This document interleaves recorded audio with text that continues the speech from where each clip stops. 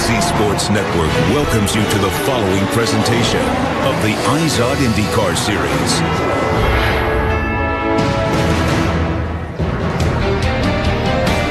Baltimore, Maryland. Earlier this year, this city celebrated a Super Bowl championship. And today, in the shadow of homes for both the Ravens and Orioles, thousands of fans will have a bird's-eye view of the stars of IndyCar, as well as a rivalry in this series that has heated up last week at a race in Sonoma, California. There, Ganassi Racing Scott Dixon was penalised for hitting a crewman on pit road with his car, and as a result, lost ground in the championship race. The crewman is a member of Team Penske, whose Will Power went on to win that race, and teammate Helio Castroneves increased his points lead. And the teams will know each other's every move today as they occupy 4 of the first 5 spots on pit road. Welcome to IndyCar Live, presented by Verizon, where we set the stage for today's 75-lap race. Hi folks, Lee Diffie with you here for the Baltimore Grand Prix. It is the 3rd time for IndyCar here in the Charm City, and we arrive at this Inner Harbour circuit at a very intriguing stage of the championship. The title is far from decided. There are just 4 races left. We've got 3 of those races on street circuits, with the finale on an oval in Fontana, California. But first we have to address the issue at hand and what everyone's been talking about this week, and that is the incident last week in Sonoma and this intense rivalry, which so many great sporting stories are based on, aren't they? You could talk about Magic Johnson, Larry Bird, the Red Sox, the Yankees, and John McEnroe, Bjorn Borg. There are so many examples. But here in IndyCar and in motorsport, it's about Team Ganassi and Chip Ganassi Racing and Team Penske, because these two teams have been going at it for multiple years now. However, a week ago in Sonoma, California, this rivalry was ratcheted to a whole new level. This is the GoPro Grand Prix of Sonoma, and it's an all Ganassi front row. Dixon is your leader. He needs to do this to keep his championship hopes alive. And here come the guys who are running in the top 2. Oh, and he hits one of Power's guys. That was nasty. There are 2 pit lane incidents under review. So it could make for an interesting race to the end. Scott Dixon will be penalised. Considering that was Helio's teammate, that's a bunch of bullshit. This could be the defining moment in Scott Dixon's 2013 championship. Will Power is a 3-time winner at Sonoma Raceway, and it's his first in 2013. Scott Dixon, he's going to have to settle for 15th place. That's probably the most blatant thing I've seen in a long time. If you watch most pit guys, they try to get out of the way of other people, so that was a bit of a move right there, to be honest. You could see the difference between the Target and the Verizon signs on the wall, and if you look at that with the 9 car leaving the pit lane, he clearly crosses right into the pit box, into the 12 car space, and that's where the violation occurred. I definitely feel good with the decision that we made. We want to keep this pit lane as safe as we can. So with just 4 races remaining in the 2013 season, this is what the championship looks like. There have been some movements down in the top 10, like Will Power coming up into 8th, courtesy of that California win. But everybody's focusing on the top 3, in particular the top 2. Now, the margin grew to 39 points. However, Scott Dixon addressed at least a solitary point yesterday, getting that bonus point for winning the pole position. So that's where everybody's looking right now. And Marty Snyder, no doubt, Dixon really is the man in the middle. Indeed he is, Lee, and he's had a week to look at replays, a week to think about everything, Scott, so let's talk about it. Are you as angry today as you were when you left Sonoma last Sunday afternoon? Yeah, you know, it's obviously Sonoma was a tough deal and had been a rough week for, you know, everybody at Ganassi with what had happened away from the track, and obviously, on our family side as well too, but yeah, it was disappointing to see the race finish that way. The good thing out of it that nobody was hurt. Definitely happy to see that. But I think it's just definitely put a spotlight on how people react on pit lane and the etiquette that's required out there. And all we're going to try and do now is move on from that. Team Target's done a strong job this weekend. The car on the pole, and all we got to try and do is try and win this championship, even with a slight deficit that we thought we might have had there. Moving forward, how will you do things differently on pit road and keeping that championship in mind? 38 points back now. How will you do things differently on the racetrack as well?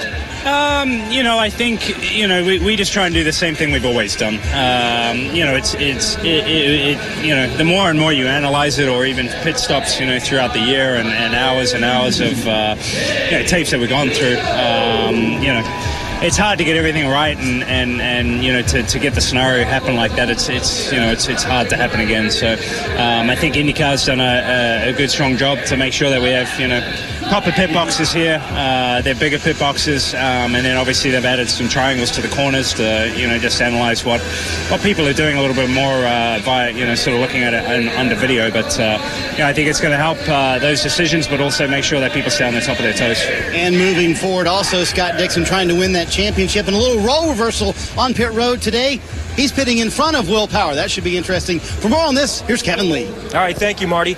Mike Cole is the managing director of Target Chip Ganassi Racing, and he has worked with Scott Dixon as his strategist for 11 years now. All right, point blank, do you think the outside rear tire changer for Team Penske was trying to make Scott go wide and slow him on exits? Well, I hope this isn't point counterpoint, but the way I look at it is we work hard together in the pits to help our neighbors.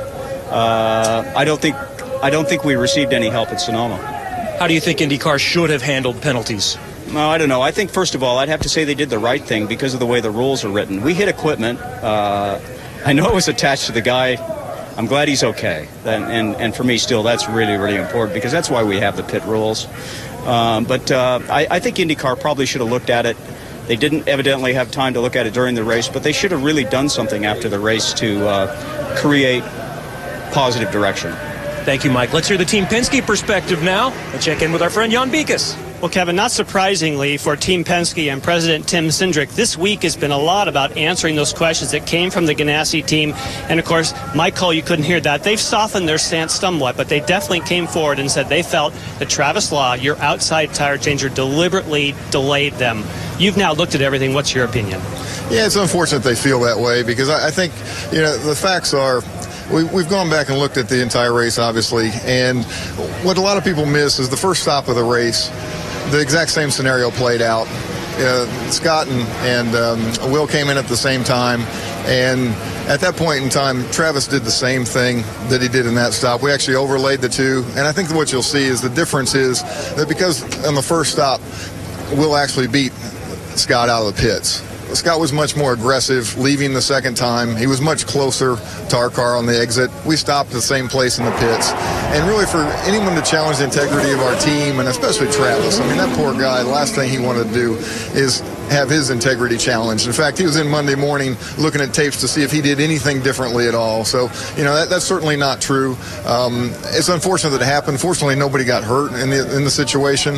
But for anybody to accuse anyone in pit lane that they would intentionally get in the way of an oncoming car, it's crazy. I mean, they obviously haven't been in pit lane if they're, having those kind of accusations. So really, I guess it's unfortunate that maybe the facts weren't looked at. And I think this weekend, with the lines actually being painted, the initial reaction to what occurred there might be very different because I think it'll be much easier for people to illustrate what actually occurred.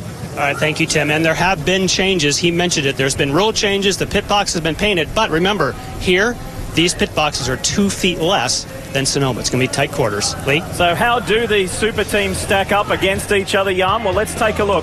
The figures tend to sway a lot farther to the Penske side because of 20 years extra tenure in the IndyCar Series. But I want to draw your attention to the middle statistic, the winning percentage. Look how close they are, 25 to 21. And that's what drives this intense rivalry. However, what we've just seen and what we've just been talking about wasn't the only fierce rivalry and battle last weekend in Sonoma. Will Power was in the middle of another one with Scott Dixon's teammate Dario Franchitti. Dario took exception to the way that Will treated him on the racing surface. Will tried to explain his position to Dario on the podium, and Dario didn't really want anything to do with it. So their patchy relationship continues. For Will Power, he starts today's race on the front row with a good position of going back-to-back wins. For Dario, he had an engine let go. He takes a 10 grid spot penalty and will start on the last row of the grid. So a tough day ahead for the four-time series champion. You're watching IndyCar Live, presented by Verizon.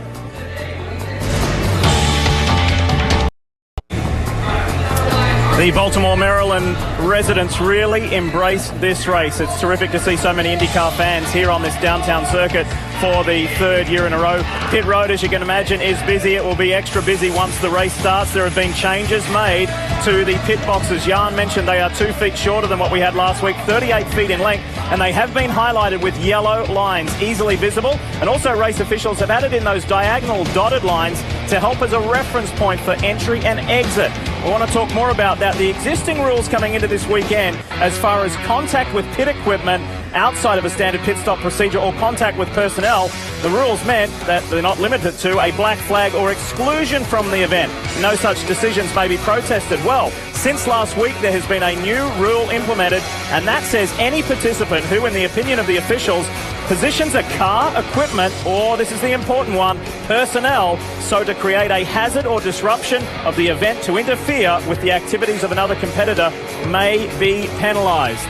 So there have been changes made. We welcome in Wally Dallenbach, Townsend Bell.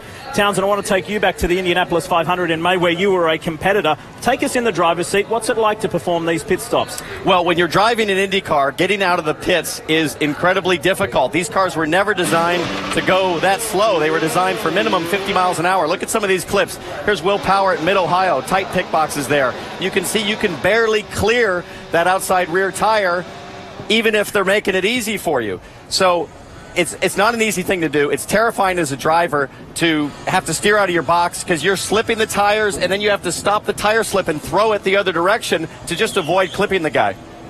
All right, Wally, well, we've had a week to digest. We've had a week to reflect on what transpired in Sonoma. Thoughts now?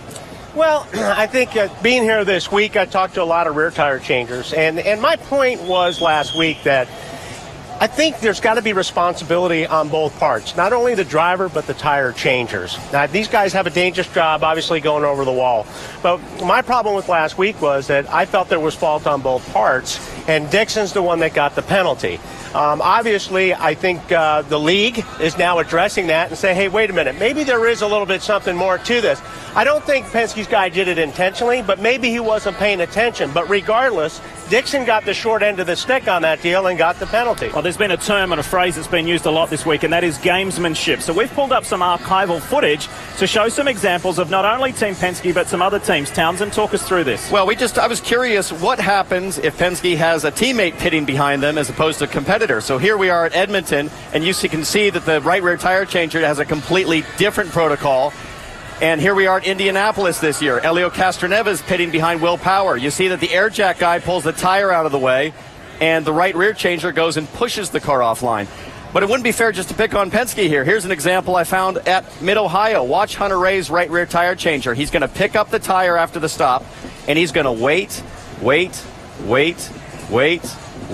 and as soon as Will Power dumps the clutch, he walks between a roaring car and a parked car, about one of the most dangerous things you can do on pit lane. So is there gamesmanship in IndyCar on the pit lane? Absolutely. Is it dangerous? You bet. Are pit crew guys acting as picks on pit lane? We see that, and IndyCar's obviously stepped in, made a rule, and hopefully we can create a safer pit environment all across the board. And let's hear from somebody from IndyCar. It's the president of competition and operations. Derek Walker is with Robin Miller.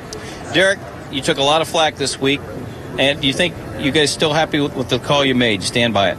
Absolutely.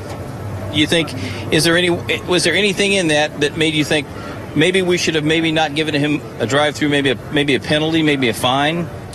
Well, I think first you've got to address the safety issue, and that's really what the penalty is about. You've got to take every care and attention to avoid that unsafe situation. So that's the no-go area. If you knock one of those guys, hit their equipment, it's a penalty. As to the severity of the penalty, I can honestly say if I had to do it again, I would say I wish I didn't interfere with a championship run. Because everybody's trying to do the best, but you can't second guess yourself. It's got to be safety or nothing else. But because of that, you made a rule. Just talk about your thinking on that. Well, actually, we're trying to protect them from themselves, because we've all been in the business long enough to know that monkey see, monkey do. And I don't think it's any secret. They've been doing it for years, and it's just the level of how far they go, how far they push it. So we put some clear lines for them, literally, and we've also said to them, look, don't make us do this, but we will. Anybody that impedes a car coming in or leaving the pits, or whether it's somebody sending a car to deliberately block, we're going to nail you. We're going to come down hard because it's all about safety. Would there be a thought that it has to be a drive-through? Could it be just a fine if it impacts the race? Well, actually, it's a little bit, you can't just come out with one rule that fits all. But, if it's a team member who's taken the law into his own hands, so to speak, or not being courteous, not helping a car out, or getting out of the way, if he just doesn't know where he is in this universe, it's a penalty. We're not trying to second guess whether this guy's the brightest guy in the world, he knows what he's doing, or a deviant, as I like to call it. We're saying if you interfere with a guy trying to have a race, you'll get penalized. So it might be a warning. It could be a 3 to 4 race suspension for that tire changer, or it could be a drive-through for you, or, if it's a team game and you're actually doing something that's going to affect the championship here, don't forget, a team is a team to us. We're not going only by car. So the reason we're coming down strong is we want this championship to be, fought out on the racetrack, not playing little games in the pits. And we know we're all trying to get there and do that, but we can't. It's safety. Okay, Derek, back to you, Lee. Robin, thank you. And not only thank you to Derek Walker for his frank comments and very, very insightful. Will the games continue today? Well, as far as pit positioning is concerned, it is the opposite of last week. Scott Dixon is ahead of Will Power on pit road. One man we haven't spoken about, well, he just happens to lead the championship. We'll hear from Helio Castroneves next.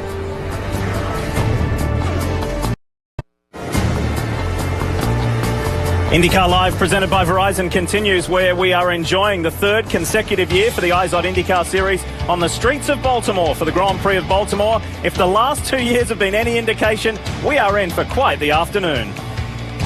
We are racing in the Baltimore Grand Prix. Here comes Power to the inside. That was awesome. Go.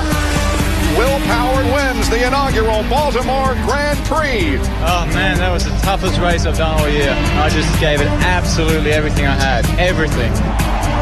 Ryan Hunter-Reay needs to time this restart perfectly. He leaves him in the dust. Ryan Hunter-Reay keeps the championship alive. Ryan Hunter-Reay wins in Baltimore.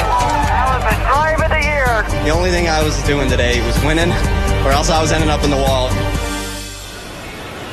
There were certain stages where that man there, Ryan Hunter-Reay, never thought he'd win last year. He started 13th. That was a bad starting spot, but he went through. And winning that rain-affected wild race gave his championship chances a massive boost. Let's show you an interesting graphic to highlight not only Ryan's championship winning year, but also Dario Franchitti from the year before, where there were massive championship swings with just 4 races to go. And that's where we are now. Only 4 races left in 2013. And in fact, in the last 2 races last year, there was like a 62-point swing. So it was incredible for Hunter-Reay to win that championship. Case in point, it's not over for Helio Castroneves, it's not over for Dixon or Hunter-Reay. But let's hear from the man at the top of the championship. He's with Marty. Well, Lee, Helio Castroneves certainly hoping that there's no big comeback like that this year. He wants to hang on to the championship lead, but how much do you want to be, as a driver, aware of what guys like Scott Dixon and those guys are doing during the race? Do you want to know what's going on with their race? Well, except if there is something wrong, but other than that, we just got to do what we're doing. We got to keep going, and certainly this track is very abusive of the equipment, especially the brakes, and so you want to make sure that, yes, you attack, but at the same time, with conservative. But if there is something wrong, certainly I would love to know what's happening with the main competitors. Well, you and I talked about that. You described it as consistency, and that's kind of what's gotten you to this point, to leading the championship.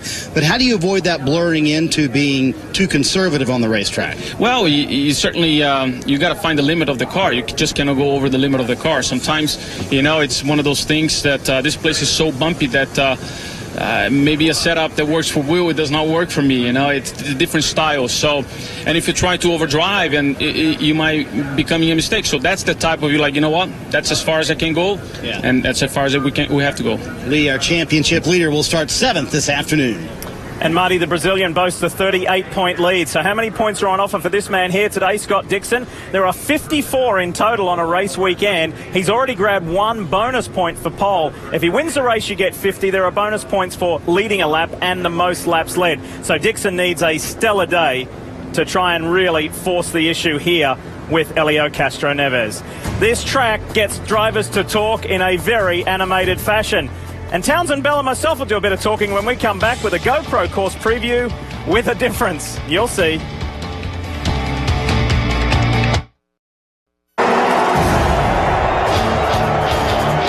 I joined the National Guard because I wanted to serve my country, stay local, stay with my family. With the National Guard personnel and recruiters here, this is a perfect opportunity to get those who want to serve.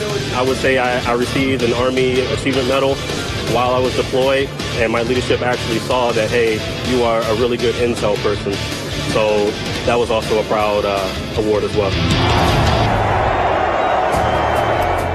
And as always, we thank all of our hometown heroes. It's time now for the GoPro course preview, and I was the lucky one this week to take a ride with Townsend Bell, this time in his Yokohama Alex Job ALMS Ferrari. However, as you're about to see, things didn't quite go to plan.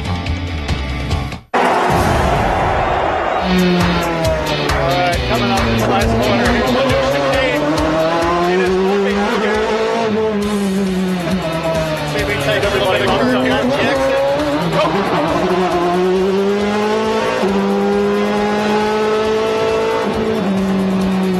Very bumpy. We got an electronic issue. If I didn't do something with the battery box, did I? All right, Lee, so here we are. We're exiting turn 2. This is not what I expected with the GoPro course preview. Now, if I can get this guy to actually do the racing line, we might make it around the hairpin. Okay, so we're going to fade out here, down to third, down to second, down to first. We're going to come all the way in and boy, this is tight. As close as we can. Try to get back on the power. Whoa, that was close. Woo! I can't believe the speed. You know who's laughing his head off right now? Wally Dellenbach. I think it could be the entire paddock, to be frank. All right, this is turn 4. Classic 90-degree left-hander. If you notice, we're turning off of concrete and onto asphalt right now, so there's a big grip change there. We must be doing well over 37 miles an hour right here. This is actually the trickiest part of this track, where the chicane we're coming up to. It's a little blind on entry as you're braking on this crest here. It's got that resurface part as well. Yep. You're on asphalt. Now, this is really kind of a weird chicane. You come in really fast. Look at the disgust and disdain on everybody's faces. Oh, boy. I can't wait to get out of here.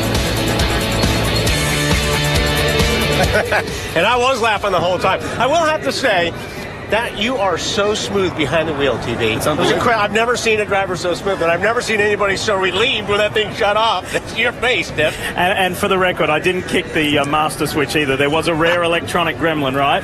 Just a random wire that came off. Not your problem. All right, let's get to the business at hand, Wally. Let's start with you. Something that has been a hot spot for the past 2 years here in Baltimore is that chicane, and it will be again today, won't it? I think the chicane is where the action's going to be. I mean, we saw a lot of things happen in practice and in qualifying, and it's really risk or reward you have to manage. You can gain a lot of time by really slamming. You'll see a couple of these guys got away with it, but all you got to do is wrong one time, and you'll see how it hits, clobbers the wall here. A lot of damage on the right rear. Miso as well. We had a lot of guys that made contact, but it's also a place where you can make up a lot of time. If a guy messes up in front of you, you can make the pass and set a guy up coming out. So I think we're going to see a ton of action in the chicane today. And one driver in particular has been very good through that section. That's Joseph Newgarden. Townsend, we've already dealt with the controversy and the pit incident from last week in Sonoma, but it still boils down to this championship battle between Helio Castroneves and Scott Dixon. What's your take on it before the race? There's no question. We talk about risk versus reward. Helio Castroneves really started off Sonoma conservative, and halfway through the race he realized all that's doing is getting me in trouble, and then he got very aggressive. Very interesting this morning to watch Castroneves practice breaking up the inside on cold tires on warm-up on the first few laps. I think sort of coaching himself, hey, stay aggressive at the start of this race, go try to pass some cars. We've got to fight and try to win this championship. Got to remember that Scott Dixon is angry, and the way that Scott Dixon exercises his anger is by going for it, keeping his mouth shut, and going really fast. If I'm Castroneves, I'm worried about an angry Scott Dixon. So there we go. We've got nothing else left to do but to go racing. And boy, are we excited about that here in Baltimore. You've been watching IndyCar Live, brought to you by Verizon. When we come back, we'll show you the grid, a bit more of the track, and we'll see the green.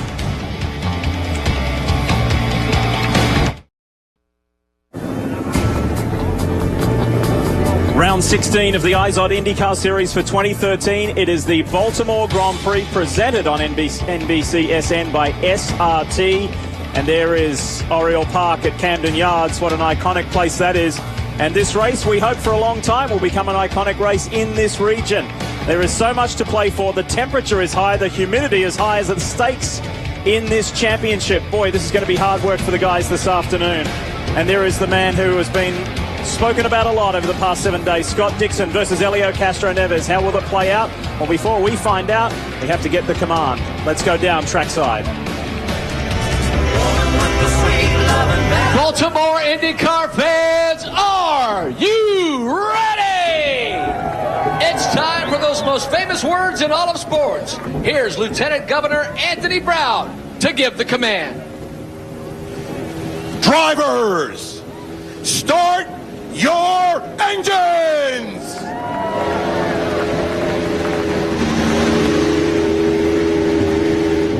Has been given. Ganassi and Penske. For the last decade, this rivalry has defined IndyCar racing. And last week in Sonoma, their latest run-in left a major impact on this season's race for the IndyCar Championship. This is the race. Dixon will hit the race, and he hits a guy from Will Power's crew here on pit road. Yeah, he walked into us, man. Considering that was Helio's teammate, that's a bunch of bull. Race officials penalised Dixon, causing him to finish down in 15th, moving him from a virtual tie for the championship lead to a 39-point deficit with Team Penske's Helio Castro-Neves. Today in Baltimore, both teams will literally stand toe-to-toe once again on pit road. Ganassi Racing determined to get Scott Dixon back into the points race, and Team Penske defending their space with the hope of getting Helio Castro-Neves his first IndyCar championship.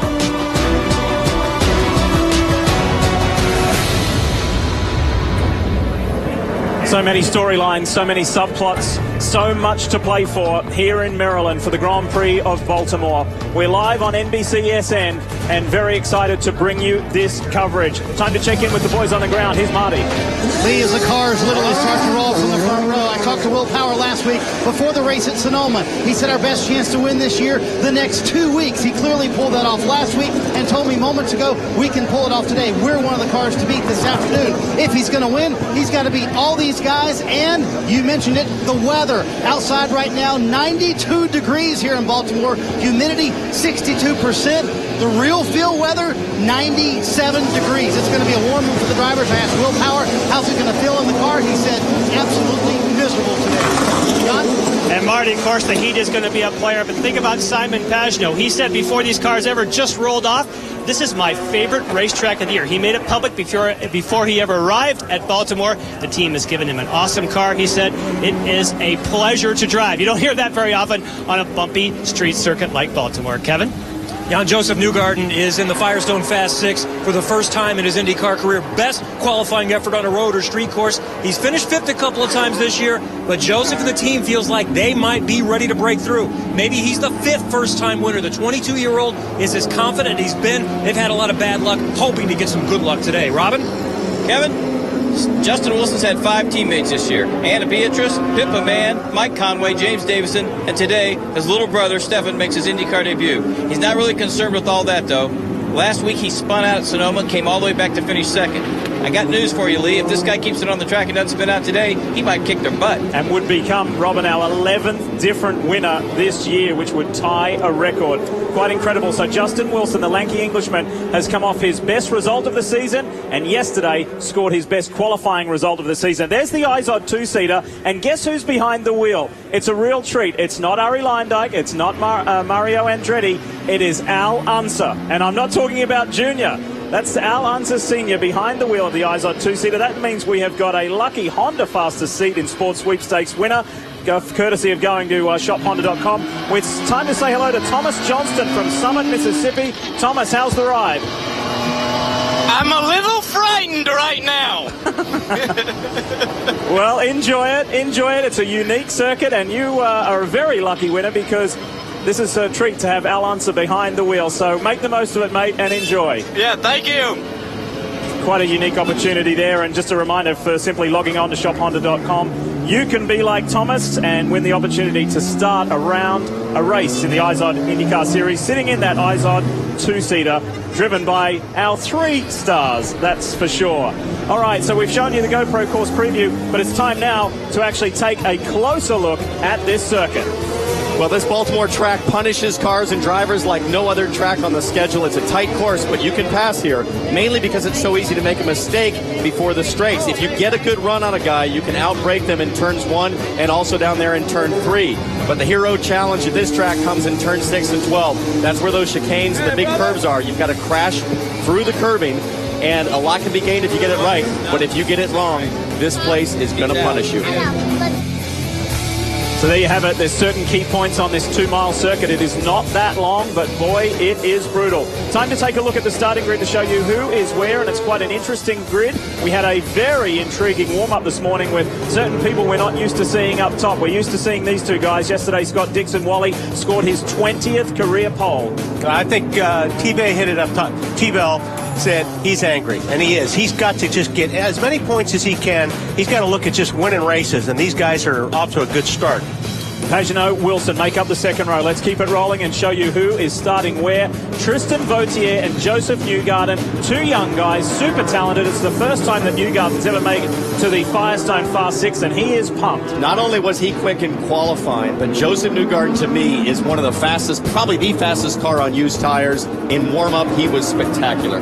Ryan Hunter-Reay, the defending champion and the man who leads the championship on the 4th row. We're going to roll through them like we always do, but Wally, I really want to ask you what you're looking for today. Is it going to be that chicane? Is it going to be perhaps brakes fading in this intense heat in this circuit that's so demanding on the brakes? What's catching your attention? Well, obviously the chicane's going to catch a lot of people out, but I also noticed over the last couple of days lots of guys locking up the front brakes because of the temperatures. They're not getting the right temperatures, plus there's you have to get all mechanical grip on this place. It's so rough when you're under braking. So I wouldn't be surprised to see a lot of mistakes under braking, guys locking up tires and winding up in the tire wall. Townsend, for you? Lee, for me, it's all about watching Helio Castroneves on this start. I think that's going to completely dictate to everyone, including us, what is his mentality going to be for the balance of this championship? Is he going to be the hard charger and just try to win and push like what got him to here in the first place? Or is he going to lay back and try to protect the championship lead? And before we get going, she has had a tough weekend, but we want to say happy birthday to Simona Di Silvestro. 25 today. We wish you a good race. It's time to check in with our onboard cameras, and Oriol Servia is back, taking over from Ryan Briscoe in the National Guard Panther machine. That's the National Guard onboard, and he's there for the rest of the year. James Jakes, as always, gives us the Acorn stairlifts onboard, and he had a very encouraging warm-up this morning. He could be one to watch him work his way through the field. His teammate, Graham Rahal, shows us the Sports Illustrated onboard and a new livery, a new paint job for Graham, our Mid-Ohio winner, and it's the Novolog Flex Pen onboard. It's Charlie Kimball, who goes well on street circuits. We'll see what he can do. And we scoot ahead to last year's race winner. Remember that, 13th to 1st for Ryan Hunter-Reay. He provides us the Chevy onboard view. What kind of a day will it be for RHR today? He knows how to win, and of course our championship leader, with thanks to Verizon. And simply download the IndyCar 13 app by calling ** Indy or search the App Store or Google Play. And another Verizon view, it is Scott Dixon. So there you go. There are our onboards for today's 75-lap race, the Grand Prix of Baltimore, presented by SRT. There's a lot to play for. We're getting into contract time as far as the championship. Now, the drivers are made to go single file through the chicane, and then race officials are hoping for about the first 5 rows to pack up before you see the green flag wave. Look to the left. We've got green. Round 16 is underway in Baltimore. The long stretch down, and look at this. Look at Pagenaud on the inside, trying to get a run on Power. Power goes the outside on Dixon. And there's the answer I was looking for from Castroneves. He had a nose upside Newgarden. He backed out, but he's clearly been aggressive on this start. Nice and clean, Wally, through the opening 2 turns. Yeah, that was pretty good. I can't believe there's a couple of those guys. I can't believe they didn't make contact. They were so close going through that corner. Oh, Castroneves has got hit while his teammate Will Power took the lead, and Hunter-Reay is crawling Has he stalled that car? But Helio Castroneves more than likely going to have front wing damage. He had his nose in there, but you can see the front wing is dropped down on the left front side. That main plane is sagging. Something is broken. Not sure if they're going to pit. Look at Graham Rahal. Inside Hinchcliffe with a forceful move, and he's frustrated because he felt he should have been in the Firestone Fast 6, that blue, black, and white car. Rahal is on. Rahal and Jakes have very good cars here this weekend. So, yeah, you're going to see, I believe you'll see Graham carving through the field. Wally, I think Castroneves is in trouble here. Now, keep in mind, not a lot of fast corners as we see a piece of bodywork flying there. That's from not a lot of Filippi's car. Not a lot of fast corners here at Baltimore, but still fast enough to where if you have a front downforce issue with a broken wing end fence, it's going to hurt you. Tell us more, Marty. And guys, the only thing Helio Castroneves has said on the radio, John Erickson told him, said, listen, the tire pressures are fine. Helio said, but my front wing is not. They're going to look at it when he comes by. The pit road is literally right here on the front stretch, so they're going to look at it when they come by and see if they can live with this front wing as it is, Lee. The problem with this, Marty, as we take a look at this, it's going to be okay on new tires, but as soon as he gets some laps on these tires, it's going to be brutal as far as turning that car. I would just be shocked if they can run a full run with the damage that they have on the front. All right, let's watch Helio. At the last second, he decides to try to tuck in on Newgarden. He just flat gets it wrong. Yeah, there was no room to get underneath him.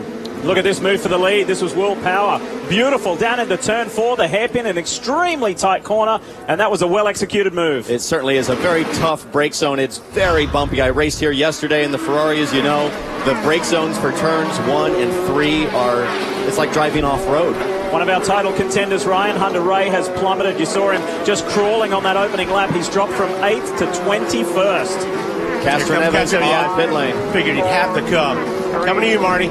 Yeah, our championship leader comes in, and you can see that damage you were talking about, Wally. Obviously significant on the left side for Helio Castroneves. You see the guys going to work, trying to get him back out as quick as they can. John Erickson made the call to come in this early, and clearly they'll have to go to an alternate strategy now, taking a long time to get the wing on as well. One advantage, though, guys, he'll be in clean racetrack, but obviously we'll have to go to a completely different strategy for the rest of the day. Marty, one of the things I just noticed, they did not change tires. They could have taken the reds off at that point, and I think that tells us that the red tire is probably the tire to have. You want to leave it on as long as you can. So here's the order. It is Will Power, Scott Dixon, Simon Pagenaud, Justin Wilson, Joseph Newgarden. That's the top 5. And then Charlie Kimball, the orange and blue car back in the distance. Takuma Sato, Tristan Vautier, Graham Rahal, and James Hinchcliffe, your top 10. See those overhanging trees and a lot of leaves falling? Although it's still warm weather, we're not yet entering fall. A lot of the teams have been complaining about the radiator intakes have been swallowing these leaves and causing extreme overheating temperatures. You can take one maple leaf as a lot of surface area to block one of the radiator or oil cooler inlets, and temperatures can spike. That can cause a lot of trouble for engines. We already have had 2 Honda engine replacements to start today, Dario Franchitti and one other. Let's talk more about Ryan Hunter-Reay. Well, let's follow up on what's been a busy start to this race, Lee, for Ryan Hunter-Reay. When all that contact happened early on in lap 1, the call went into anti-stall mode. Scott Dixon, or actually James Jakes coming down pit road right now, and what they had was anti-stall. They had to go into neutral to get it to re-engage into gear, so that's what happened with Ryan Hunter-Reay way back in the pack now. This will be interesting to monitor these two guys, Helio Castroneves and James Jakes. Do you remember back in Brazil, Joseph Newgarden came in on lap 7, and that put him almost in contention for the win at the end of the race. So going on an alternate strategy is not always a bad thing. It really did. Look at Servia and Marco Andretti going at it. We saw this earlier this year in Brazil, if you remember. Lots of side-by-side on the street course from these two guys. Andretti looking to tuck in, doesn't quite have it. Servia holds him off. Marco is down in 14th place at the moment. We spoke with him earlier in the day. He said, boy, we are not in good shape. This is going to be a hard day, Wally. Yeah, not only that, but he got a piece of that chicane in practice as well. Didn't do a ton of damage, but it did knock the wing. Got some competition going here. Yep, Tony Kanaan. And Tony's car looked really well yesterday in practice. I think he was expecting a little bit better qualifying, but carving his way up. In order Oriol Servia started further back than he wanted to, but he really likes his car, the best since he's been with this team, and he feels like they found something at a test in Sebring before Mid-Ohio. Remember, that's what seemed to turn Ganassi's season around. Maybe it can work for the Panther crew as well. We'll see, and that'll be a nice little boost for Oriol Servia to get a good result here in Baltimore. He's had 2 top 10s. Takuma Sato is in trouble in the ABC Supply AJ Foyt racing car. It was a promising weekend for the Japanese star, but it is going at a rapidly slow rate right now. We'll be back. Will Power is your race leader. Command has been given. Row 1, let me know. Row 1, on. Live in-car cameras. 4-in-1 mosaic. Having your heart race as fast as theirs. Hey, good for green. That's powerful. Download IndyCar 13 now, only from Verizon. It's the Italians. The Italians are coming! The Italians are coming! The 5-passenger Fiat 500L. It's a big new world. This is going to start a revolution. Now, well-qualified lessees can lease the 2014 Fiat 500L Pop for $269 a month. Held over through Labor Day at Joseph A. Bank. Buy 1, get 2 free. That's almost everything in the store. Buy 1, get 2 absolutely free. Plus, buy a suit or sport coat and get 3 free. That's America's finest suits and sport coats. Buy 1, get 3 absolutely free at Joseph A. Bank. Formula One racing on the NBC Sports Network. Home field advantage or too much pressure? Can Ferrari give their fans something to cheer about? Formula One racing, Italian Grand Prix, live next Sunday at 7:30 a.m. Eastern on the NBC Sports Network. San Francisco, where the world's top sailors will be pushed to their limits, and where Team USA defends the oldest prize in sport. The America's Cup Finals begin Saturday at 4 Eastern on NBC. You're watching IndyCar on NBCSN, brought to you by SRT, Street and Racing Technology. It is a very warm day here in Baltimore. Let's bring you up to speed. Here's Marty Snyder.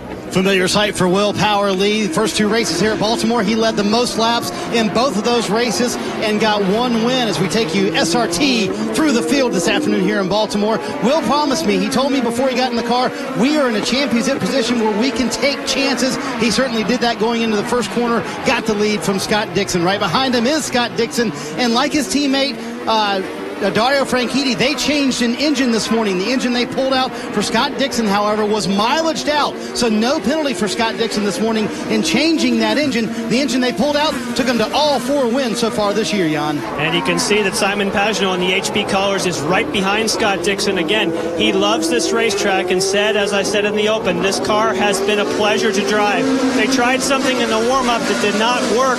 They would have worked great for qualifying, but it didn't make the tires work well. Justin Wilson also tried something in the warm-up that they thought might help save the tires and the car on long runs. He said, you know what?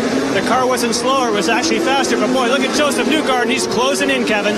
Joseph Newgarden working on the rear wing of Justin Wilson. Will look to the inside, not going to get him there. Great start for Newgarden. He has, as the guys in the booth have mentioned, really been attacking the chicanes this weekend. He says, that's where I've got an advantage on everyone else. I've got to make up some time. And we see him going through that chicane there, Marty. Kevin, how about Charlie Kimball up in 6th? He started 9th today. When I talked to him Friday, he said his car was absolutely terrible. They've made some positions. Clearly made the car much better. He told me this will be a good test to see how far this race team has come. 21st and 18th in his 2 races here. Look at that side-by-side battle, Jan. And that's Graham Rahal and Christian Vautier. So for Graham Rahal, keep in mind, he is on the black sidewall we call the primary Firestone, and he has got some big time speed. We also saw that Newgarden looked like he got by that position. But for these two, Tristan Vautier, don't forget that he is the teammate to Simon Pagenaud, and they've been very happy with both those team cars today. But Graham Rahal, wow, he is on a tear on those black sidewall Firestone. Now you see the bright green livery will pop into place, of course. That is James Hinchcliffe. He's had all kind of trouble this weekend, and he said, in fact, the chicane is the one corner that I just cannot seem to put together, but it felt better when I was this morning warm-up.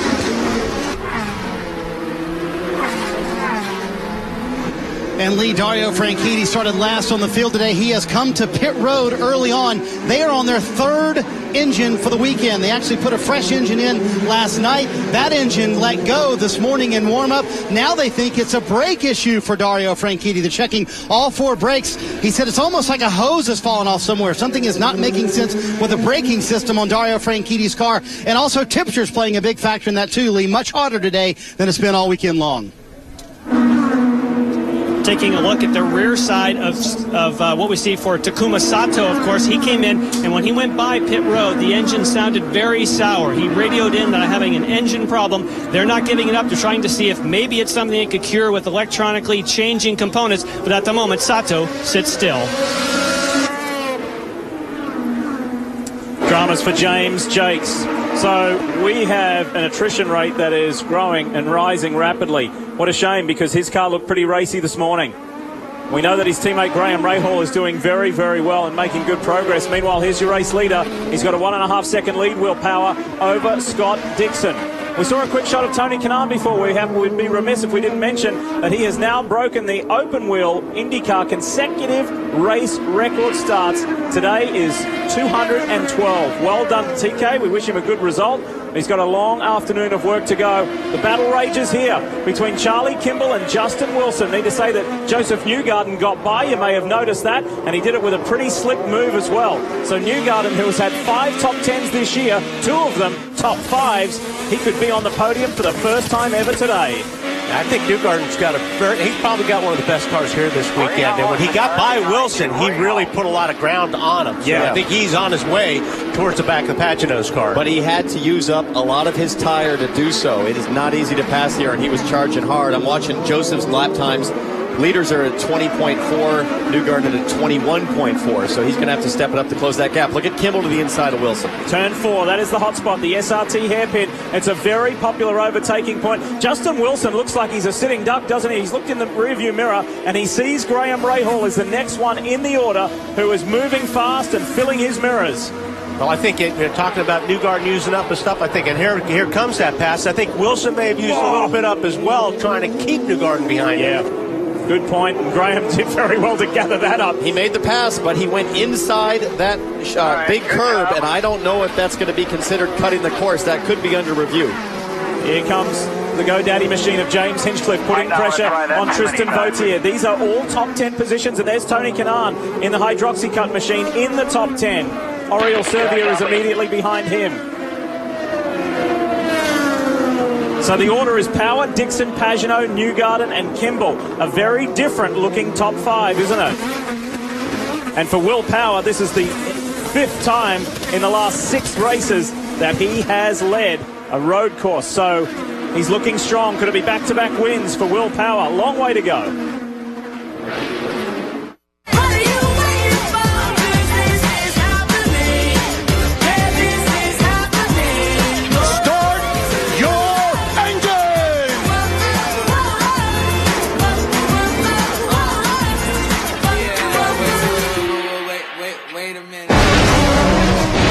Golf all morning. That's why I eat Belvita at breakfast. It's made with delicious ingredients, then carefully baked to release steady energy that lasts. You're golfing now, buddy. I got it. Belvita, steady energy all morning long. And now introducing new Belvita soft-baked breakfast biscuits. Made with delicious ingredients and whole grains, they'll give you 20% of your daily fiber and a new way to get nutritious morning energy. Available in mixed berry and oats and chocolate.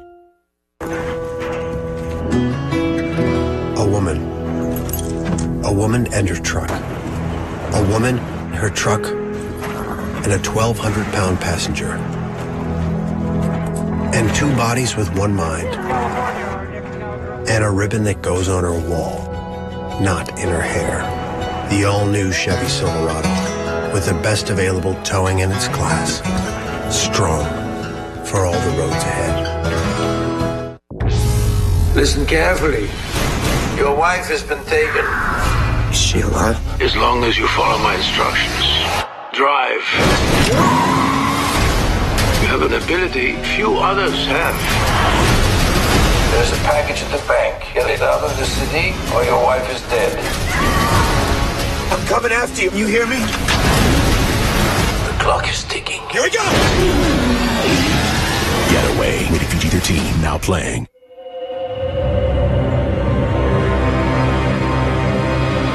Introducing a car company that's never made a single car. Legendary durability. Impressive mileage. Firestone tires. So unstrap the saddle, 'cause these old stallions are ready to run. Again. Whatever you drive a Firestone. NBCSN is your home of open wheel racing, and next weekend the Formula One World Championship roars back into life with one of the classics, the Italian Grand Prix from Monza. Don't miss it. It's next Sunday here on NBCSN. So race leader Will Power dashing off into the distance. There's Scott Dixon. The margin is 1.3 seconds. The car on the move, the driver on the move is Graham Rahal. Car 15 right there. He has done a terrific job weaving his way through, grabbing positions. He's up as high as 6th at the moment, ahead of Charlie Kimball. Joseph Newgarden, Simon Pagenaud, Dixon and Power up ahead. And we've got our first full course yellow. And those are on the blacks as well, aren't they? There's with Rahal's car. And here's the yellows for Ed Carpenter. Now that's the corner just before pit in. And it's unclear if there was any contact. I'm looking at the right front wing end fence. It looks like something might be hanging down. I'm not sure what happened there.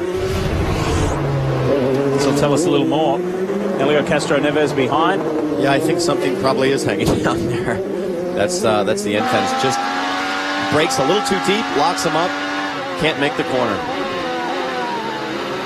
So the Fuzzy Chevrolet just spears into the tyre barrier. Incidentally, Fuzzy Zeller is here this weekend. This is Luca Filippi and the Barracuda Racing Brian Herder Autosport car. I probably have fire. Yeah. Yes, you do, Luca. Ready to come now. That's another Honda. We've seen Jakes, we've seen Sato, get out. and now Filippi, and he does have fire. And this is a critical time to get out because things can light up fast once that flame takes off. Be careful, 18 car. As Bourdais Dario Franchitti finally gets back out. He's 5 laps down after that prolonged period in his pit box. So frantic action down on pit lane. There goes Helio Castro Neves after pitting for the second time. Remember, he needed a new front wing earlier in this race. It's a shame for Luca Filippi, who we'll see at the doubleheader at Houston at the next 2 races. But he was telling us this morning he's feeling a lot more comfortable in the IZOD IndyCar Series. Marty? Well, the theory here for John Erickson, pitting Helio Castro Neves, our championship leader who you ride on board with right now, is that you kind of have to do the opposite of what the leaders do. So they pit here, they put the primary sticker tires on for Helio Castro Neves. In theory, you'll see the leaders pit in about 10, 12 laps or so, and then they'll stay out. In theory, they'll have an advantage at that point and be the leader of the race, is what Erickson is hoping for anyway, guys.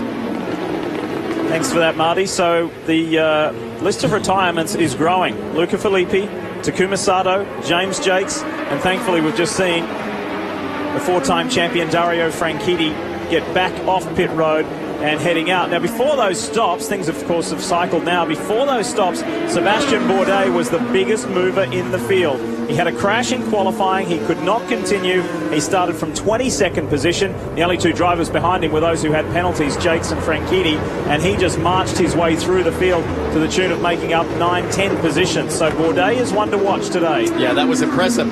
I was just watching Filippi get back in his car. I'm not sure if that's for the tow back or if he actually thinks he can restart it. I can't imagine, Wally, that he would get going again. I think they like, I watched it a little bit yesterday, they like the driver to be in so they can tow him back. Yeah. So, we'll take a break while we're under caution. When we come back, hopefully the track will be clear. We'll go racing.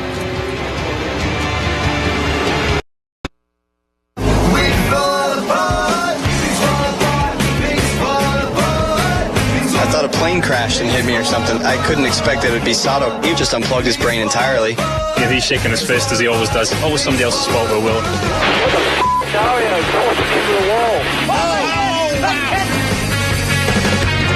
He was jumping to start so bad. He said play fair, but they didn't play fair at Texas. It was just madness. He did exactly the same thing to me. Oh, we've seen some fun tempers in the 2013 IZOD IndyCar season this year so far, including last week at Sonoma, where it fired up between the Ganassi boys and Team Penske. Now, a little breaking news this morning. Derek Walker called a private meeting with the 4 drivers of the camp: Will Power, Elio Castroneves, Scott Dixon, and Dario Franchitti. And I talked to both Dario and Will Power about the meeting, guys, and they basically said the tone of the meeting was very cordial, but it was very precise. Play nice on the racetrack. You see our championship leader, Elio Castroneves, certainly affected by what happened last week. And play nice on pit road. Will Power told me, he said, I really liked it. I liked it because I know the rules now, and I have no question that IndyCar will come down very sternly if anyone affects the championship on the track or on pit road. So nice meeting among the Ganassi and Penske boys this morning, guys. Yeah, we had a few meetings this week, too, with some of these guys. So, and it is. I mean, listen, you play and work together all the time, and it really is like another family. But, I really want to commend IndyCar for taking a look at this whole situation from last week and say, you know what, maybe we should take a look at this and address it. Maybe there is a little bit more to it. And because, Townsend, it's hard to explain to people sometimes the games that are played. You and I have been in the seat, so we have seen it firsthand. But there's a lot of people that go, no, that doesn't happen. It does happen in the sport. There's high stakes. Absolutely, there's high stakes, and there's also high stakes in terms of safety. And I don't think there's any better validation than to have people that you and I have both talked to privately all week that are on all of these teams that we're discussing, who are admitting to us, what takes place, that games are being played. But it's a game, and it's a serious game, and it's going to be played hard just like any other big-time sport. Really special time for car number 19, the Boy Scouts of America. Dale coin car of Justin Wilson, coming off his best result of the season last weekend with runner-up in Sonoma. He's had a revolving door of teammates this year, but a really special one today. It's interesting having my younger brother here, and a little strange in some ways. We've 11 years between us, so we've never really competed and done anything together. So to be racing in the same series is going to be strange. When I was a kid, I thought he was a god, So I grew up going to his races. I've always had so much respect and idolized him a lot. He's helped me out so much over my career, giving me tips, and now it's paid off. It's just that strange thing. I want to help him succeed, but at the same time, I want to beat him. I guess once the helmet comes on, I'm going to be thinking about myself. But when the helmet's off, I'm just going to be thinking as a brother and want to help him succeed. And young Stefan, who is 11 years younger than Justin, is a race winner, a multi-time race winner in the Firestone Indy Lights series. They're kind of at opposite ends of their career in the spectrum, but it's terrific to have the Wilson brothers in the same race and the same team in the IZOD IndyCar series. Wally, you raced against your brother, right, Paul? My brother, my wife, my kids. We're a very competitive family, and none of us like to lose. I mean, it's really not a fun thing. And right now, Justin's not really thinking about his little brother being in his team, and in this race right now, he's focused on perhaps trying to win this one to become the 11th different winner this year. Quick break, then more from Baltimore. We know some people just can't leave things be. They wonder how much faster this thing could go. What if it weighed less or turned sharper? They know that things can always be better. We count ourselves among those people. Introducing the quicker, sleeker, smarter, best Civic Si yet, made possible by Honda. Honda, proud partner of the IZOD IndyCar Series.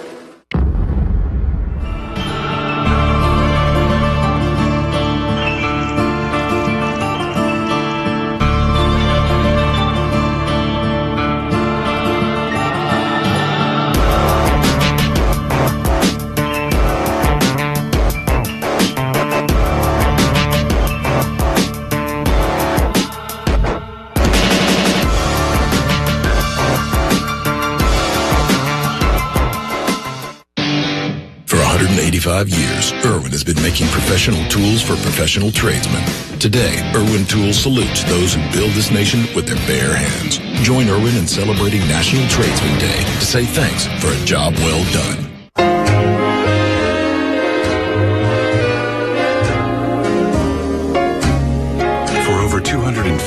years, we have always believed in quality over quantity.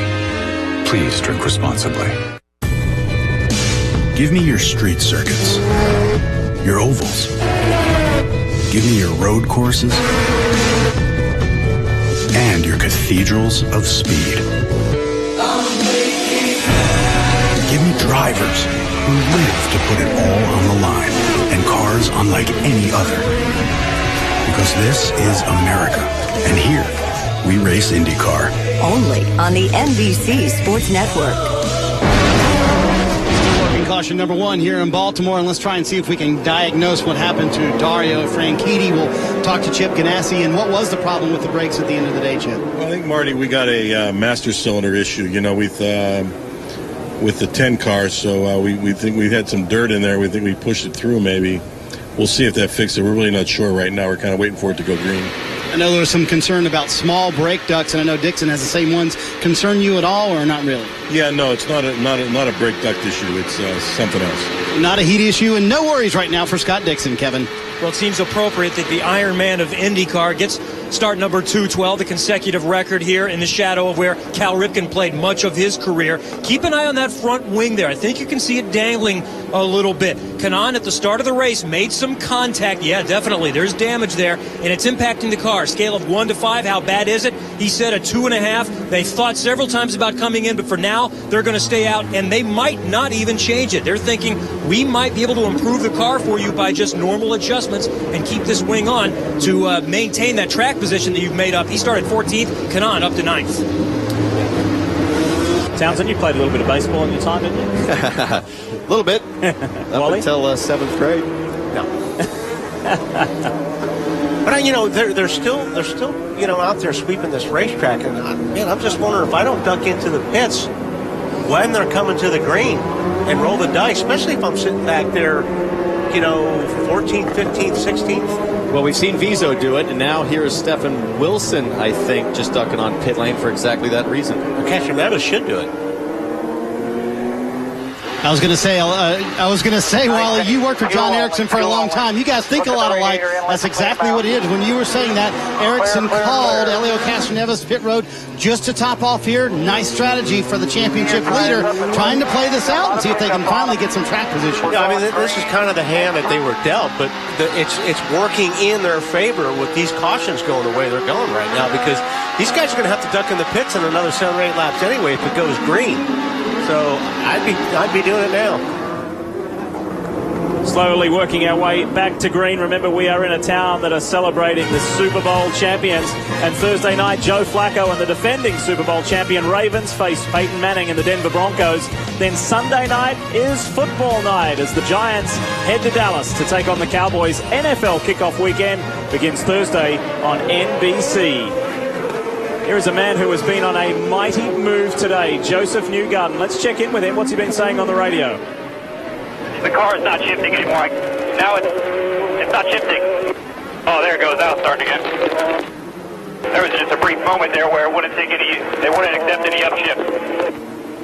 Yeah, 10-4. Things are probably just getting a little warm there on the yellow. Get a drink here and rest your hands a little bit too.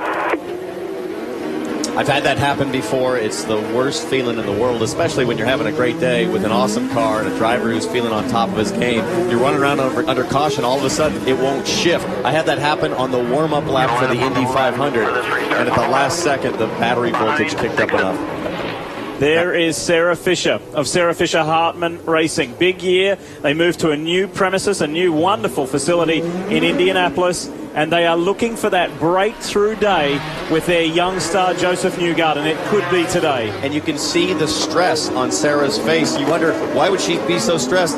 It's because their car is so good, she told me this morning. Anytime we have a really strong car, I feel so nervous that something's going to go wrong. And having that little transmission issue probably just added to that. They want it and need it so bad. And Joseph needs a good run, but I'm telling you, he's got the car this weekend. If he puts that thing in the right place, he can win this race today. Marco Andretti also took the opportunity to top off. Now, while they're getting ready for the restart, lots of calls up and down pit road about watch your brakes. There's been a lot of brake wear. They're very concerned on a double foul restart. Some people may not be able to stop as expected, so watch for that one. I spoke to Ben Bretzman, who is the engineer of the third place car, Simon Pagenaud, this morning. He said, Wally, this place is brutal. It is the worst we go to for brakes. Yeah, you could see it under braking because the cars are never on the racetrack when they're in braking. You'll see the front suspension bounce like crazy, and they're trying to get these cars slowed down. Look at Simon Pageno's jump. Oh, he's going to try to slide it up the inside. He's thinking about going for it on the inside. That blue car, Simon Pagenaud. Dixon comes back, tries to go around the outside. It's the long way, gets tail, he gets sideways, and Pagenaud grabs a spot on the restart. Now Ray Hall and Newgarden are going at it. That was cool. And Newgarden looking up the inside. A little further back, you've got Hinchcliffe and Kanaan side by side. Now they tippy-toe through this hairpin. It's where Castro Neves was tagged, and he also made contact with Newgarden on the opening lap. All clear. Oriol Servia charging up the inside. What's happened to Ray Hall? Hinchcliffe, and I don't know. Ray Hall's fallen back a little bit. There he's in, right behind Kanaan. Tucked in behind Tony Kanaan. But it was Simon Pagenaud in the other light blue car. Now Ray Hall on the inside of the Indy 500 champion. And gets it done. Graham Rahal is proving that you can pass in a spot none of us thought possible. Bobby Rahal came on the radio on his previous pass and said you might not want to try that too often, and he clearly is not listening to Dad. And well, I'll tell you what, Pagenaud smells blood right now. He's right on the back of Power's car. He's looking. He's the lead Honda in a pack of Hondas. There's a Sol Chevrolet out in front with Will Power, and then the next 5 cars are all Hondas. And this will be a neat battle to watch because a lot's been made of the peak power that the Chevrolet makes, which Will Power drives, and Simon Pagenaud there in a Honda. A lot's been made of their mid-range drivability, their torque off the corners. And Wally, to tie back in with one of our storylines at the head of the show, everybody so far so good through the chicane. We haven't seen any carnage. Still early. Still early. Inside, who is this? Justin Wilson with a great move on Hinchcliffe. Good braking move down there into turn 1. And this is the problem. It's kind of like in NASCAR at Bristol, where a guy ducks in inside you and you're out in the marbles through that corner, and then you're just getting freight trained corner after corner trying to get your tires cleaned up. And right now, Hinchcliffe is clearly suffering. Yeah, he's definitely falling back. And like you said, and if you get out on those marbles for a little bit, it takes a while to get the tires back working again. So he's lost a lot of spots there. And here comes Marco Andretti up the back. I kind of liked his outlook earlier today. He said, I know I'm in for a tough day. We just got to be patient, see what happens ahead of us. We'll just try and click him off one at a time. His teammate is right ahead of him. He's right. Well, teammate's right ahead of him, and so close that Marco just gave him a little nudge there in the last corner. Top 9 cars in the race are yet to pit. Hinchcliffe had a big push there.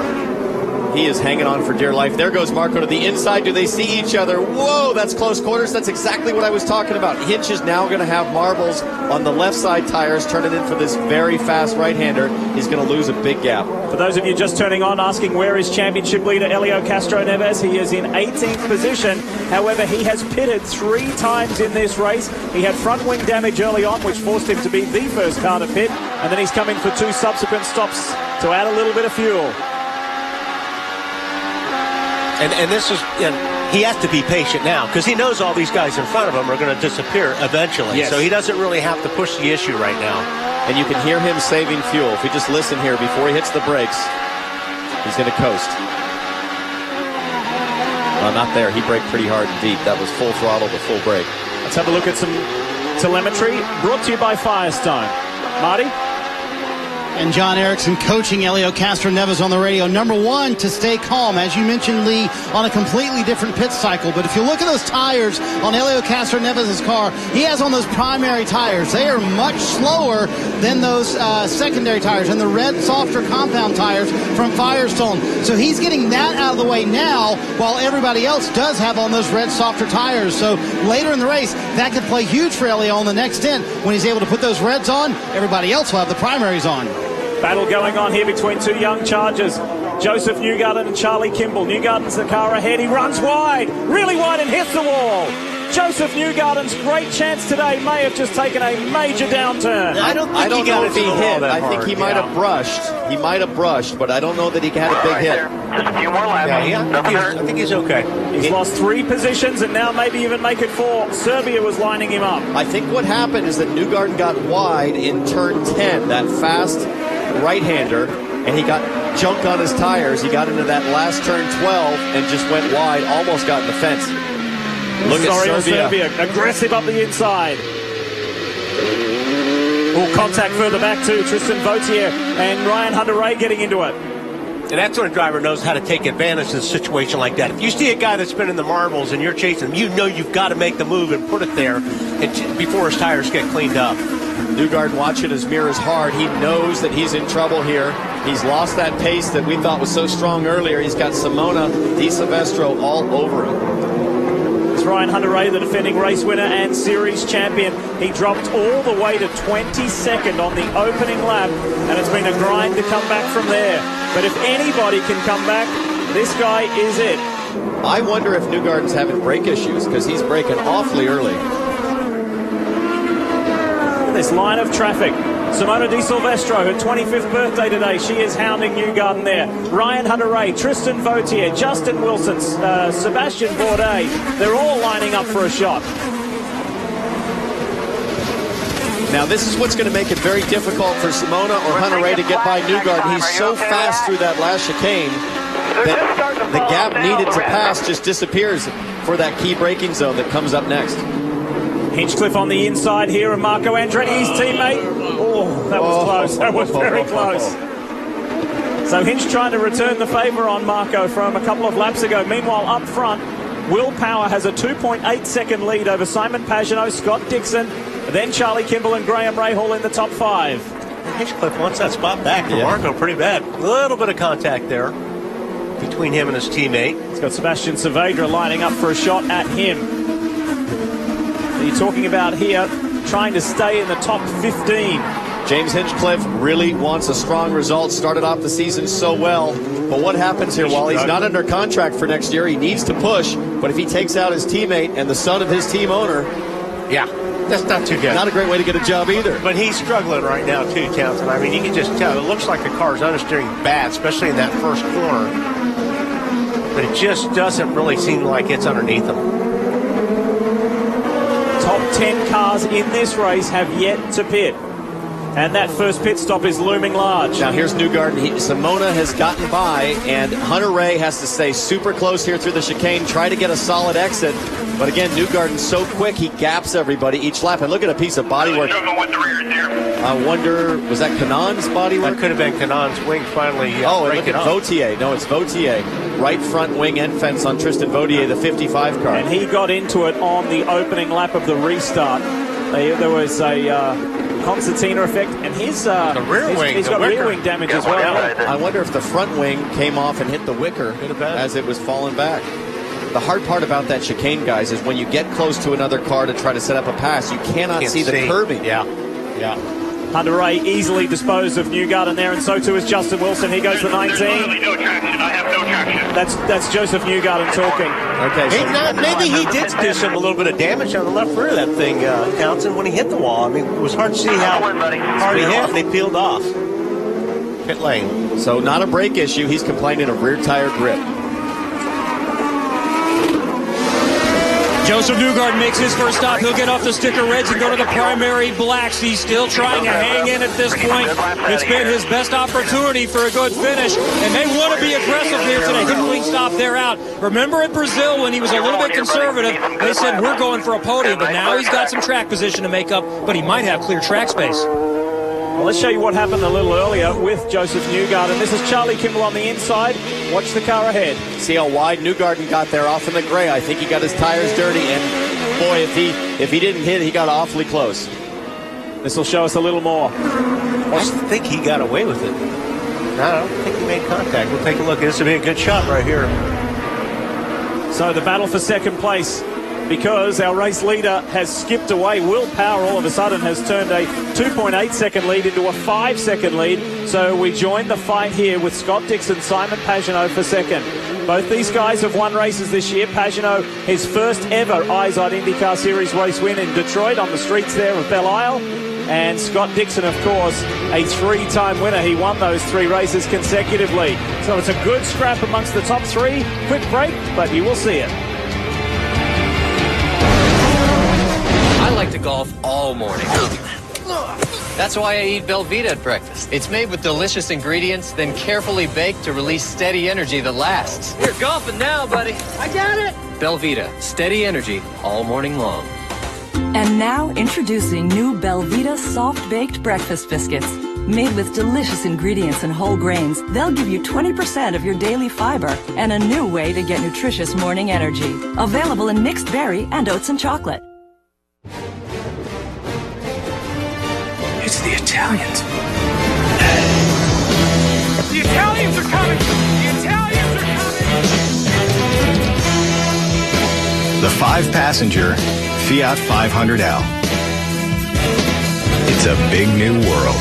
This is going to start a revolution. Now, well-qualified lessees can lease the 2014 Fiat 500L Pop for $269 a month.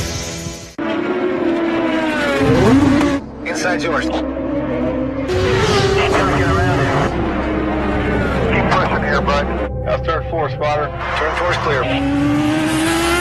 Streaming 4-in-1 Mosaic. Inside. One push to fast left. Be smart here. Live pit crew chatter. Riding shotgun from green flag to checkered. That's powerful. Download IndyCar 13 now, only from Verizon. Introducing a car company that's never made a single car. We took the power of a 9-year-old V8 and gave it the impressive handling of Firestone's Destination tire. Now, moms agree. Every milk run feels like a victory lap.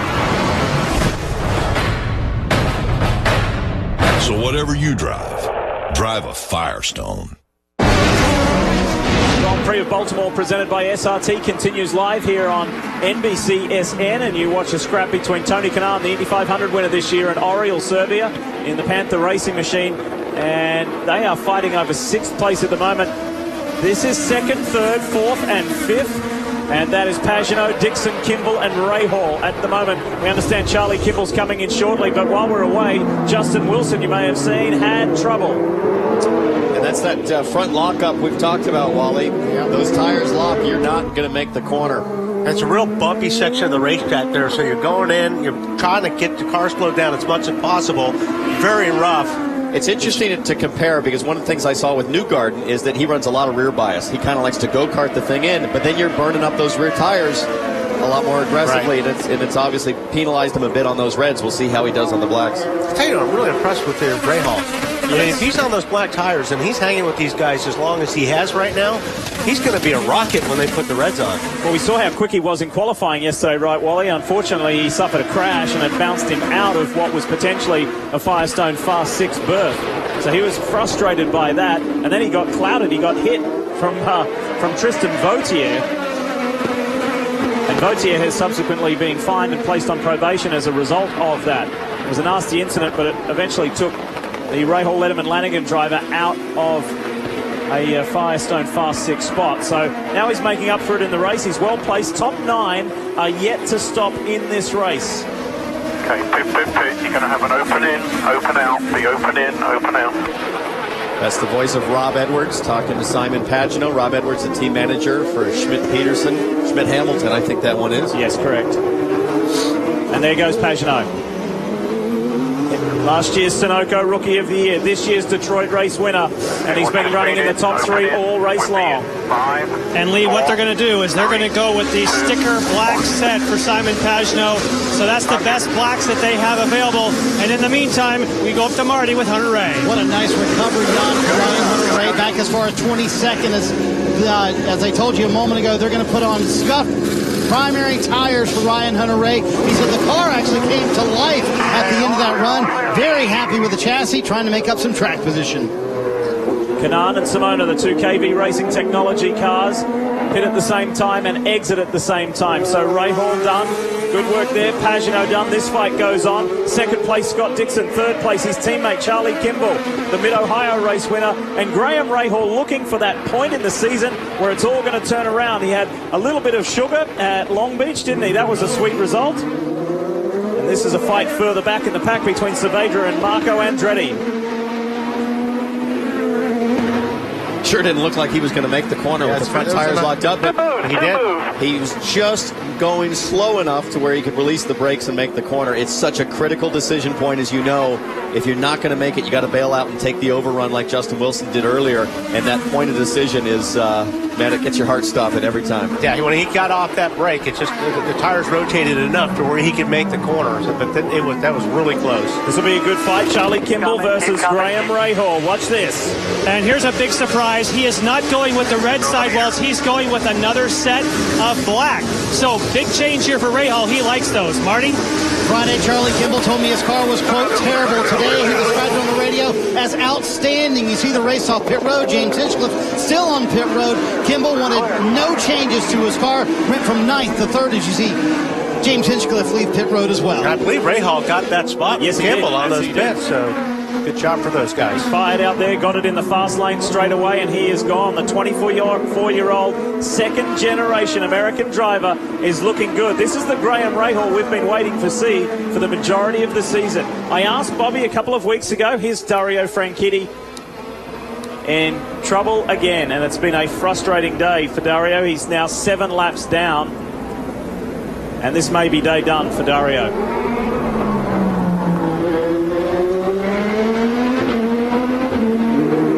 Fight goes on here. Oh, a little bit of contact there between Marco Andretti and Elio Castro Neves, who has not had the day that he was hoping for, the championship leader.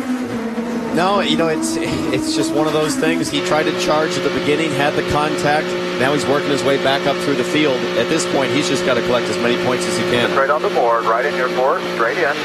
And you see Scott Dixon on board coming to his pit stall. Mike Hull said, I need you to run Will Power's pace. Dixon said, I just can't, Mike, right now. You see the primary sticker tires going on. You'll see where he cycles out with Simon Pagenaud. Scott Dixon leaves, 8.2 on the stop. Will Power will pit next lap. Rahal coming. Rahal coming is the communication. So where is Pagenaud in the mix? We'll wait and see, but Scott Dixon gets that first stop out of the way. There is Simon Pagenaud, so behind Charlie Kimball, who's behind Graham Rahal. So it was either good work from those two other guys, or it was not such a great stop for the Schmidt-Hamilton HP team. Did Simon get caught in traffic on the way out? What happened? But nonetheless, what the result is he's lost 2 positions. Make that 3 positions, because he was ahead of Scott Dixon when he pitted. Probably the most difficult circuit on the schedule to drive out of the pits on cold tires, Wally. With the pressures down, as bumpy as it is in the brake zone, you can make a huge mistake. Hit our mark, guys, nice and easy here. Have a solid stop. Hit your marks here. You hear Tim Cindric on the radio counting in Will Power. He did everything you want to do at the end of that run. Oh, they run over the air hose. That'll cost him some time here on pit road, and they drop the air hose for the right front as well, so that'll cost him some time. He's very close to the wall. We'll see how they can get these tires changed for Will Power. He was able to go 1 lap further than Scott Dixon. He was also able to gap everybody else. We'll see how much that cost him. 15.7 on that stop for Will Power, about double the amount of time they normally would have. Here comes Dixon now. So at car to car, before they pitted earlier, Power had as much as a 7-second lead. So we'll see what the margin is this time out, and there is traffic in between. And on that pit stop cycle, Sebastian Bourdais, who we mentioned earlier, who had that crash in qualifying, was forced all the way back, and he's been working his way through the field. He's been one of the biggest movers in the field. Here he is, the 4-time open wheel champ, is leading the race on that pit stop rotation. Had a good race going here last year and was forced to retire. And boy, he has been one of the guys, Wally, who has, I want to say enjoyed, he's endured some wild rides over the chicane. Yeah, and these guys seem like they've been knocking on the door this year. They've been up there and they've been running really competitive, but they just haven't been able to put the string of finishes together. Here you see the Penske guys. Power just went a little bit too long. It was on top of that air hose, and that cost them, 4 or 5 seconds. Interesting, they've made no adjustment, on the outside rear. That's the way they're going to do it. The other problem, guys, you can see how close the right front was to the wall. They didn't have anywhere to put the right front tire when they pulled it off, so it just kind of dangled there and actually sat on the wing for a second. Look at this battle right here. Dixon wants it. This is awesome. Will Power ran wide. Dixon tried to go to the inside. Will looks like he's got his hands full while Dixon is hooked up. You ride with Dixon. You cannot pass on the outside. But you can look.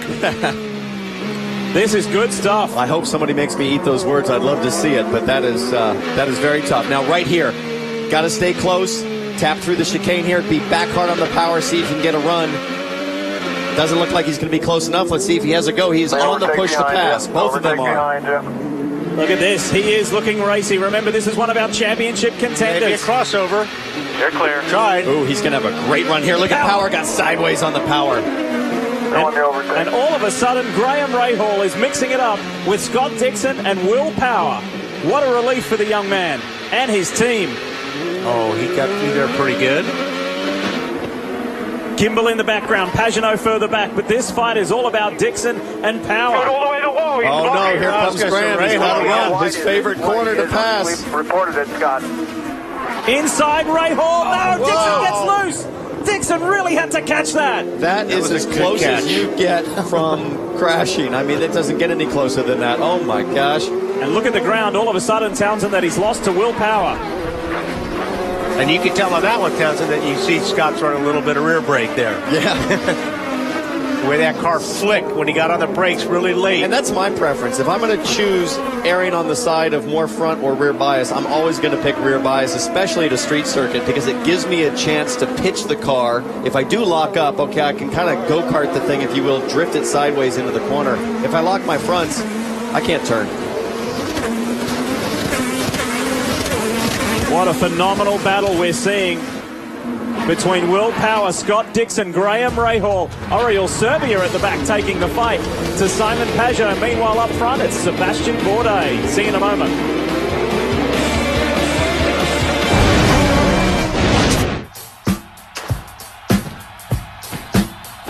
We'll never know if somehow, in some way, we can affect the outcome of a game. But when the clock's winding down, and everything's on the line, we all believe.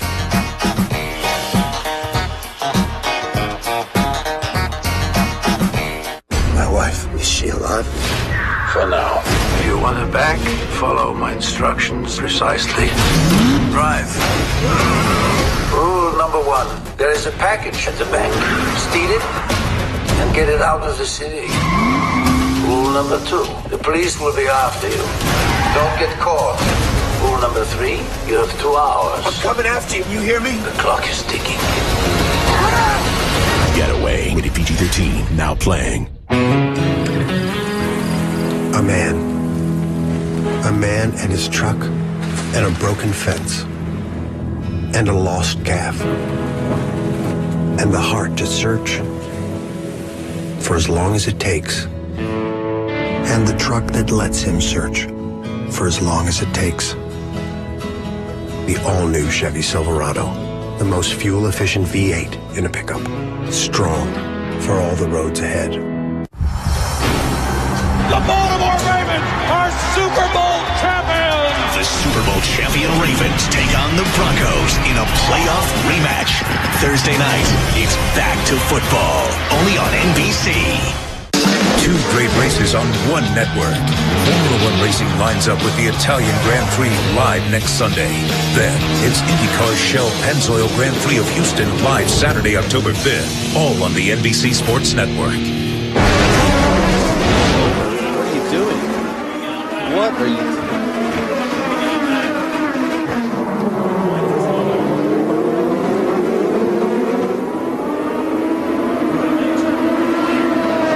Well, look at this, Wally. This is unbelievable. EJ Vizo's having some sort of issue, and he's got the field all over the back of him. He's picked up his pace now, but he has caused a huge stack up here at Baltimore.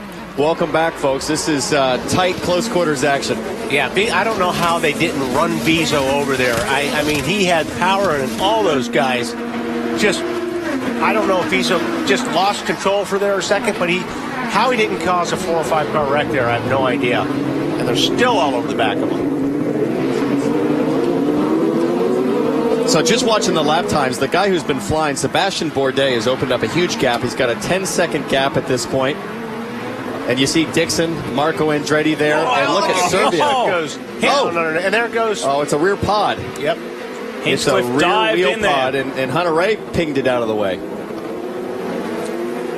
And we are right at the halfway mark of this race, as quick as that, on a very hot and humid day in Maryland. And the racing has been equally as entertaining. Bourdais leads by some 10 seconds. He's on a different pit strategy to the guys like Will Power and Scott Dixon and Simon Pagenaud, but he's been setting some blisteringly fast lap paces.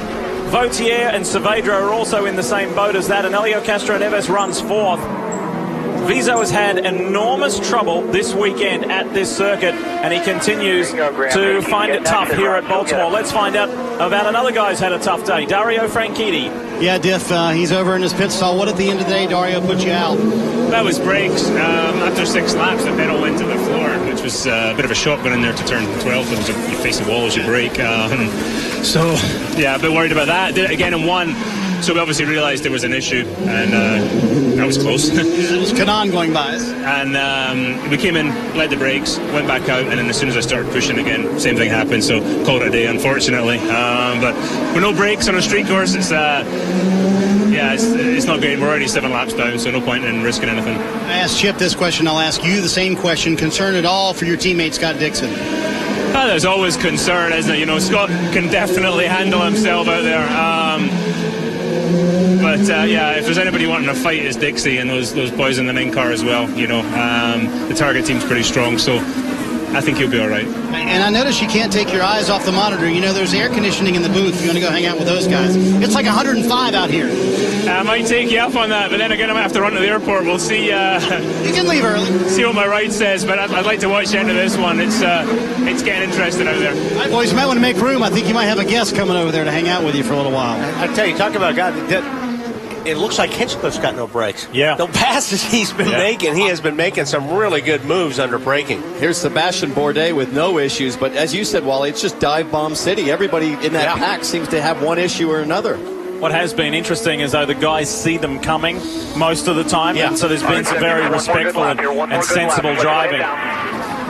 So this is the Dragon Racing machine of race leader at the moment, Sebastian Bourdais. Did not pit this time round, so heads down the straight down to turn 8. Here's Charlie Kimball getting by Marco Andretti. It's a traffic jam, isn't it? Newgarden's in the middle there, Ryan Hunter-Ray, and then Simona Di Silvestro. So you're talking here 13th, 14th, 15th, 16th, etc. A little further down in the pack. This is the first race this year where we've seen the Andretti team really struggle. I mean, Hunter-Ray's really doesn't seem to be on the pace. We saw Vizo with huge issues. Marco struggling out there. Hinchcliffe. This is the first time this season that we've seen any weakness out of a championship team. Ryan Hunter-Ray thought about it there for a second. He knows that Graham Rahal has been executing passes there very effectively all day long, and he's trying to get past his Andretti Autosport teammate. Let's paint the picture broadly. Sebastian Bourdais has a 12-second lead over Vautier and Saavedra. Those 3 drivers have been out there for 27 laps since they stopped. There goes Hunter-Ray on Andretti. So they'll be coming in soon. And then you've got Castroneves, Power, Dixon, Vizo and Rahal in the top 8. This track that has a little bit of everything. It's got some undulation, it's got concrete, it's got asphalt, it's got manhole covers, it's got jumps, chicanes. There's the chicane. That has been the hottest spot this weekend. And look how effectively Newgarden gets through there as he pulls out to get around Marco Andretti. And here's our race leader in. Jan? And by my calculations, if this stop goes well for Sebastian Bourdais, he may be able to re-enter in 5th place. Of course, he's going to be on a different pit strategy. They're going for sticker reds. He has loved this car on the red sidewall Firestones, and he's getting brand new with, very nice stop, 7.9 for Bourdais. So watch the monitor and see if, in fact, he does pull off 5th place on the racetrack. So here comes Will Power. So he will actually slot into that 5th spot. Good call, Jan. That's exactly where he rotates out. Leaving on cold tire. And Bourdais in a great spot because if we got a ton of yellow, which is always possible based on what we're watching, he might even be able to stretch it to the end. If he doesn't get that yellow, he's in maybe the top 5 or 6, and he only has one stop like the other guys. Exactly. Look at the damage on Vautier's car. The Schmidt-Peterson machine. He's got front, rear. It's all happening for the rookie, who led every lap here last year to win the Firestone Indy Lights race. So he likes this circuit. He does well at this circuit. And he's on the same strategy as the man who just pitted, Sebastian Bourdais. We got drama here. This is for Stefan Wilson. Oh, boy. That is right at turn 6. Turn 7, excuse me, right before pit entrance. And I think right after pit entrance, and I think he just overcooked it there. You look at the marbles laid down. Wow. 3rd full course caution, do we see? There's local yellow, obviously. But are we going full course here? More than likely. So here comes Vautier. He's the first in. There's going to be a scramble here. With 35 laps to go here in Baltimore. Here's Saavedra. Second stop for Sebastian Saavedra, who is running in second. He's still going to need one more stop unless there's a lot of yellow. Good run, though, so far. Tristan Vautier is taking the opportunity to get a new nose, but not while this goes on. There's a lot at the front as well, Marty. What a great move for our championship leader. He also had the advantage of hitting pit road, but they have a problem on pit road. They did not get the right front tight. They have to put it back up in the air. Now he leaves pit road. He'll lose a little bit of track position, but still an advantage. They did get to pit road before the caution came out, guys. So under our second full course caution of the day. Who else is coming on pit road? Let's see. Here's Kimball. Charlie Kimball hitting pit road. The car very good. No changes. Once again, he'll put on those red tires. You see right in front of him, Ryan Hunter-Ray. Terrific stop by the Andretti guys. A slow stop for Charlie Kimball. And the right front couldn't get that tire on. So a slow stop for those guys as well. And there goes Justin Wilson and Marco Andretti leaving pit road as well. And those are costly stops when they come in there that tight on the racetrack. It's just, boy, a second or two, you'll lose 4 or 5 positions. All right, let's go back to the Penske stop for championship leader Elio Castro-Neves. Let's take a look. It looks to me like the right front air gun gets jammed, and then they... What a great move for our championship leader. He also had... Wow. They dropped the jack before the wheel was on it. And guys, on the radio, Elio Castro-Neves said, "I am so sorry, Doug." Talking to his right front tire changer, he way missed his marks, went too far forward. They had to regroup from there, and that's where that stop went awry. But again, should have that advantage of getting to pit road before it was closed. And those boxes are, I think you mentioned, or somebody mentioned earlier, they're pretty tight down there. Yeah. These boxes are very tight at this racetrack. And of course, his teammate Power had the same issue going long on his stop.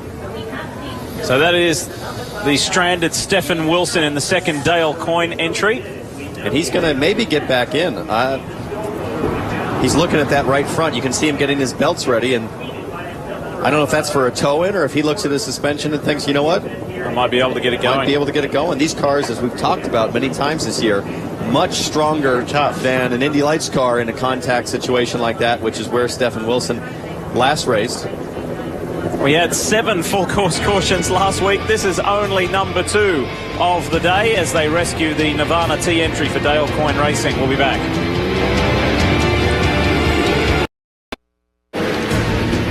A warm, muggy day here in Baltimore, but a beautiful day. So far, no rain. We thought we might have rain showers, but so far, none in the area. We talked about Elio Castro-Neves' pit stop just a moment ago. You see him riding under caution right now, and we talked about him apologizing to his crew. They've been fighting all day long. Here is a replay of what happened. The right front tire changer is Doug Snyder. You'll see the car. Watch the helmet physically run into him. It actually was his ankle, and that's what caused Elio to miss his marks on that stop. They did get the stop completed. I did talk to Doug Snyder. He said, "I'm fine. I'm going to make the next stop without a problem." He does have a little ice pack on his left ankle, though. He will be fine, Jan. With Jay Penske, and Jay, you're on the radio with Sebastian Bourdais. Just a disaster in qualifying, but now you've had a great rebound. What's the strategy now going forward? Well, I think we've been a bit fortunate that the yellows come. You listen in as he talks to Sebastian. So I think we've had a good car all weekend. It was unfortunate that in qualifying we got stuck there in the back, but the car's been fast all weekend. The True Car and McAfee effort is so good, and we're back on the same strategy as the leaders, and we can go green all the way. So we're looking very good here. Wow, that's good news for Sebastian Bourdais. And again, a huge crash in qualifying that really set them back. Well, and to hear from Jay Penske say there we're in the lead and we're on the same pit stop cycle as the leaders, he's actually in a far better position. He's got 8 more laps worth of fuel in his car than what Will Power has. So he's in a really good spot, and his lap times have been sizzling. Sensational. He has been, half second to 7/10 quicker than Power when Power was leading. It's been really amazing. So it will be interesting.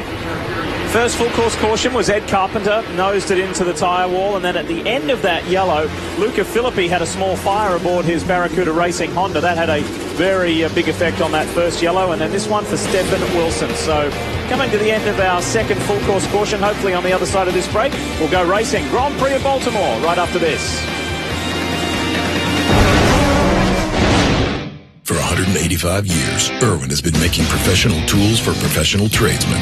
Today, Irwin Tools salutes those who build this nation with their bare hands. Join Irwin in celebrating National Tradesman Day to say thanks for a job well done. A woman and her truck. A woman, her truck, and a 1,200-pound passenger. And 2 bodies with 1 mind. And a ribbon that goes on her wall, not in her hair. The all-new Chevy Silverado, with the best available towing in its class. Strong for all the roads ahead. The command has been given. Row 1, let me know. Row 1, on. Live in-car cameras. These cars rolling. 4-in-1 Mosaic. Having your heart race as fast as theirs. Here we go. Very good for green. That's powerful. Download IndyCar 13 now, only from Verizon. I like to golf all morning. That's why I eat Belvita at breakfast. It's made with delicious ingredients, then carefully baked to release steady energy that lasts. You're golfing now, buddy. I got it. Belvita, steady energy all morning long. And now introducing new Belvita soft-baked breakfast biscuits. Made with delicious ingredients and whole grains, they'll give you 20% of your daily fiber and a new way to get nutritious morning energy. Available in mixed berry and oats and chocolate. Your car may have been born in 1997, but give it a new set of Firestone tires, and it could feel like it's fresh off the lot. Whatever you drive a Firestone. Sorry sight for our defending race winner and defending series champion. You would have seen it at home. We're back here live now. Ryan Hunter-Reay stationary on track on the streets of downtown Baltimore on this Inner Harbor circuit. And the reports while we were away, Wally, radio transmission of maybe stuck in gear, just can't get going. Exact same thing happened to his teammate, Marco Andretti, in practice yesterday. So, Marty, are they trying to figure out what they have? Is it like a battery problem? Is it that simple? Well, yeah, Michael Andretti's got about 5 guys around him right now trying to figure this out. And remember, there's a championship play here, too. Ryan Hunter-Reay, our 3rd player in the championship. You see the extra battery they do have out. They're going to put one in when he can get to pit road, but they can't get, there's no volts in the car, so they can't even get it started with the starter that the Homatro safety team has brought out to them. So they're going to have to actually get towed back to pit road and then try and get the thing cranked up. But it's been a terrible day for these guys. Fell back as far as 22nd. They don't have a bad car, made their way back into the top 10, but trying to figure out how to fix this problem. The problem they're having with the tow-in is they can't get it in neutral. Can you the problem, these things? you can, but you have to have electricity. And they had that problem earlier, Towns. Remember, it went into anti-stall, and they couldn't get it out of first gear. You had to put it in neutral to get the thing to crank the first time. And you've got a hand clutch, and the hand clutch is electronic. So there's no way to get that car dragging it. You'd be dragging it, yeah. And guys, he's now going to get out of the car. Just radioed to the guys. He's going to physically get out of the car. So this may be the end of the day for Ryan Hunter-Reay. And that's going to require a flatbed, and the number of yellow laps that any of these guys needed to stretch their fuel window, like Bourdais, just plays right into their hands. It's helping Sebastian Bourdais massively. And look at the frustration on Ryan Hunter-Reay. The championship contender, it's getting farther and farther away from him. And his teammate and his team leader's son, Marco Andretti, is only 8 points behind him in the championship. It could be really bad. He could lose 3rd place in this championship right here today, depending on where Andretti finishes. And the attrition rate today here has been unusually high for IZOD IndyCar Series races. This means Sato out, Jake's out, Filippi out, Franchitti out, and Ryan Hunter-Reay. And he is devastated. So hard to win a second championship just based on the competition level, not to mention issues like this completely out of his control.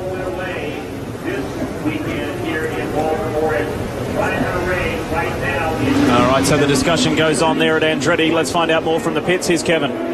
Lead takers here trying to take this opportunity off of the Reds, on with the Blacks right behind me. See Ed Carpenter getting out in front. Also, EJ Viso just came down a moment ago, and we'll see Tony Kanaan in a moment, who earlier changed a front wing. That's why he went from 6th back to 19th. But Kanaan now is essentially back on the same strategy as everyone else that has to stop, but a lot are trying to make it the rest of the way. Thanks, Kev. Changing gears for a moment. Saturday at 3:30 Eastern, NBCSN kicks off the college football season with a clash between cross-state rivals. It's Delaware versus Delaware State, and that's Saturday at 3:30 Eastern right here on NBCSN.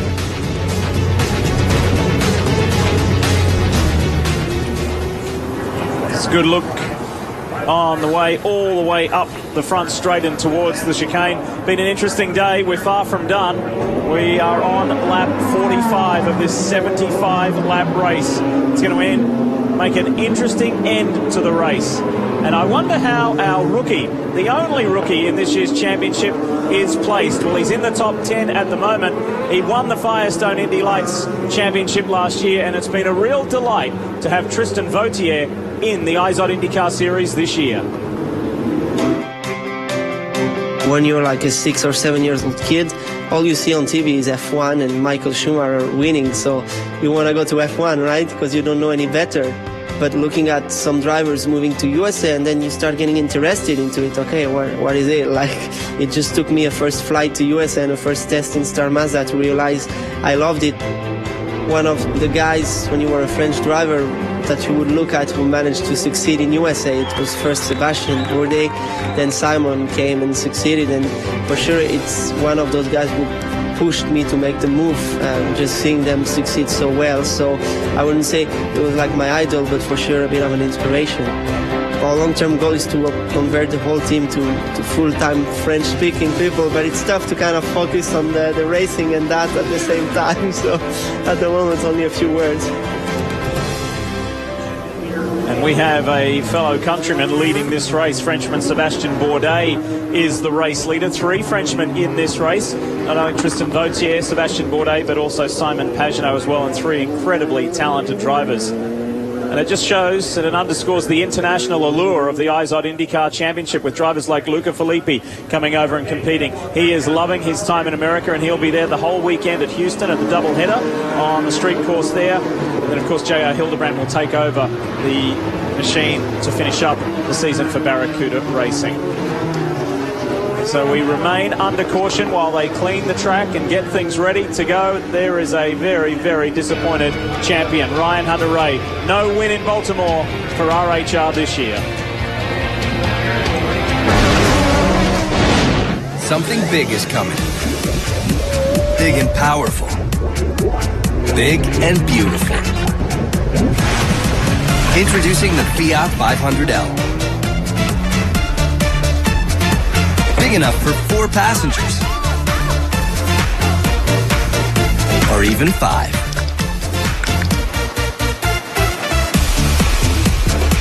The 4-door Fiat 500L. My parents always wanted me to be a doctor or a stockbroker. What do you think? Sounds awful. Who's that? It's Niki Lauda. To be a champion, it takes discipline. I heard about this thing with Nicky. You're killing us out there. It's over, superstar. More powerful than everything is the will to win. Do you think you can cope with the pressure? Trust me. Rush, a Ron Howard film, rated R.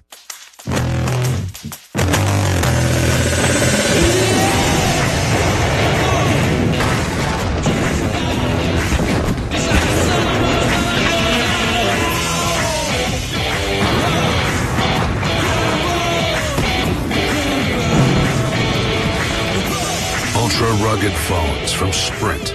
Buy one, get four free, and $150 credit when you switch your business line to Sprint, the pioneers in push-to-talk. Give me your street circuits, your ovals. Give me your road courses and your cathedrals of speed. Give me drivers who live to put it all on the line and cars unlike any other. Because this is America, and here we race IndyCar. Only on the NBC Sports Network.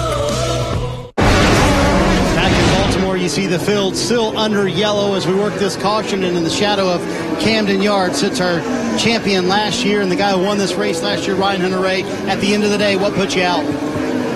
Well, to begin with, we had a anti-stall mechanism trigger, but it didn't work as it was supposed to because I couldn't put the clutch in and keep going, so that dropped us to last, and then we had to start getting creative, using up a lot of overtake, passing a lot of cars. It was fun while it lasted. We were moving up, but in the end, we don't know what it was. Something with the power in the car, something electronic, just died all of a sudden. Battery voltage looked good, and then just completely died. So no idea. It's just heartbreaking when you know how hard these guys work.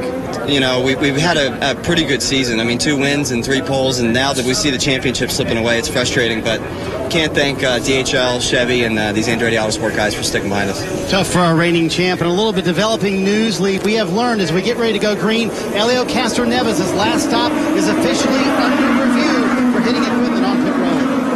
Whoa, look at these guys. Look at these guys down into turn 1. Sebastian Bourdais. Dixon was brilliant on the restart there. Oh, and he turns. Rahal turns Dixon in turn 1. Yeah, but Dixon didn't give Rahal a whole lot of room. Yeah, they're blocked there.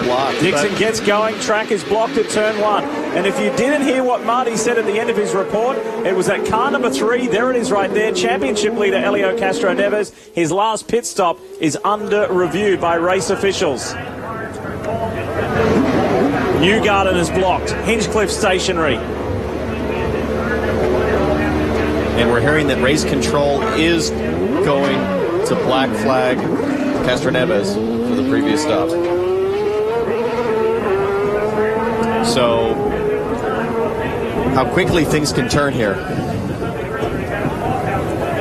Now, you were just making the point with Graham that you thought Dixon should have just kept the door open there. Well, I'm not sure Dixon knew he was there, but Rahal was. And I think Dixon really swept down when he went through that corner, and I don't believe he had any idea Rahal was there. Yeah.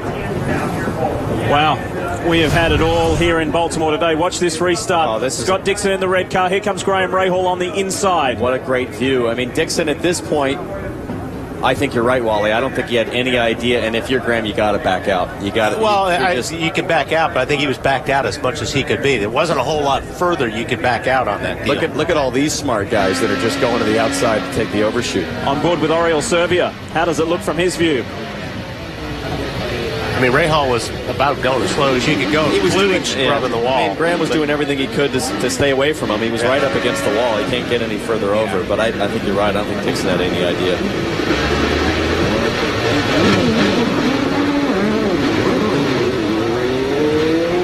You know what I think? Dixon decided at the last second to try to cross under and square up the exit. I don't think Graham expected that. So purely a racing thing. I hope they don't review this as avoiding. Yeah, I don't put any blame on either one of those guys there. Although about 5 or 6 of these guys may agree with us.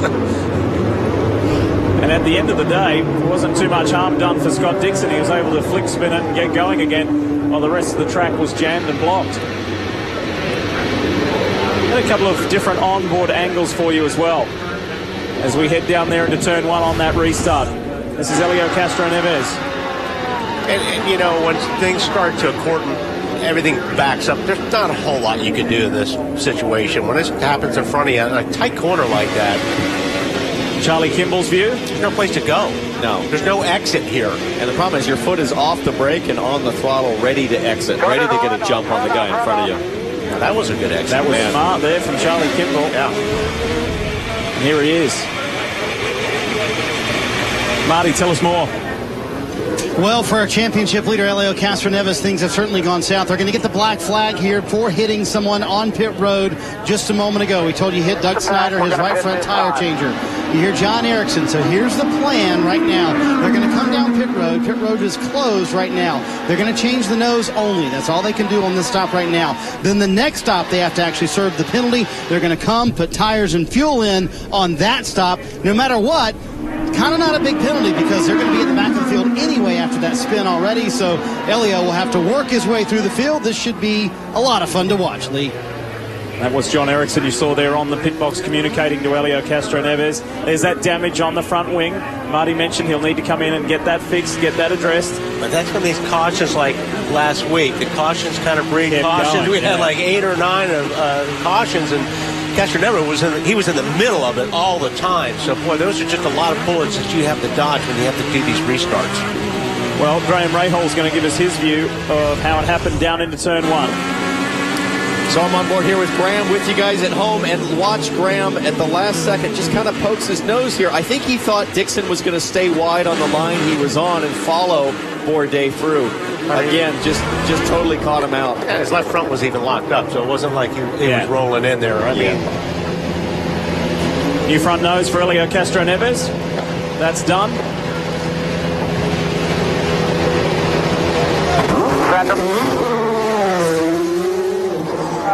Clear out. All right, we're going to pit again this time. Pits are now open.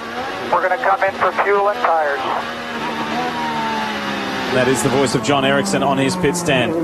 So tense times for the top 2, for the top 3 in the championship. Ryan Hunter-Reay, one of many drivers out of this race. Green, we're going to have to do a drive-through anyway for the previous pit stop. So we might as well put good tires and fuel on this thing.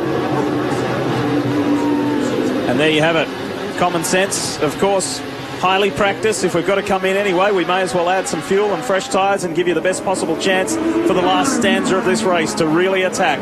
There's Scott Dixon, who only lost a couple of positions, but we do need to say that we have heard from race control that this turn 1 incident is under review. Well, Lee, what's going to be interesting is what happens when the track gets blocked, because the track's going to get blocked now, and all these cars are going to go around and pass cars in the runoff. The first guy to go is Kimball, I believe, and there goes Vizo, there goes Wilson, and now you've got all these cars bunched up that are stalled, and all of these guys are going to zoom around and pass. Now, Jan, I believe you attended the driver's meeting. I think this was discussed, wasn't it? It was, and what they said was that they will go yellow, and then they will look at the timing strip, the last timing line that they cross. They'll take the order.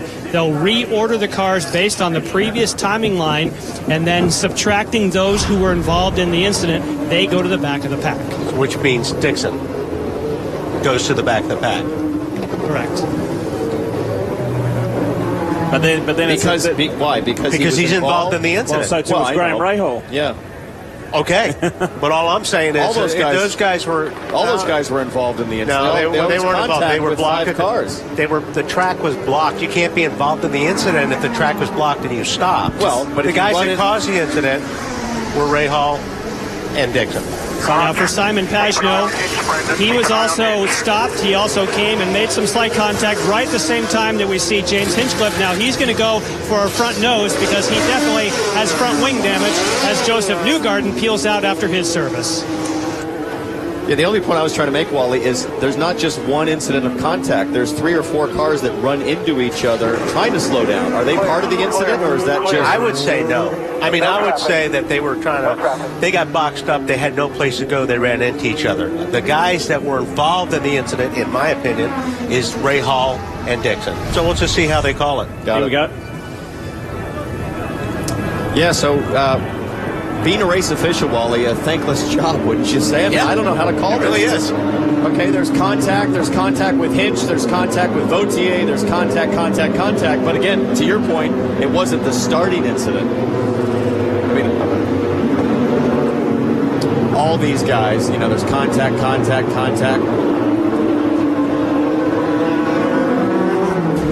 So there's been plenty of pit stops going on. There's been a reshuffle. We will reorganize and restart. Grand Prix of Baltimore continues. We know some people just can't leave things be. They wonder how much faster this thing could go. What if it weighed less or turned sharper? They know that things can always be better. We count ourselves among those people. Introducing the quicker, sleeker, smarter, best Civic Si yet, made possible by Honda. Honda, proud partner of the IZOD IndyCar Series.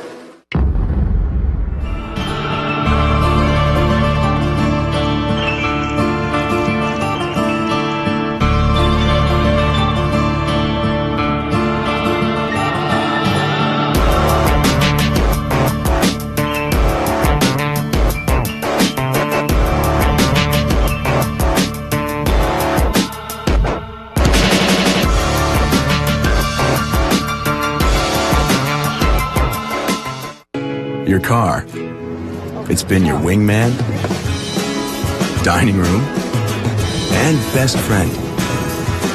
Baby maker, and baby soother. At Pennzoil, we know it doesn't matter what you do in your car, it only matters what you put in it.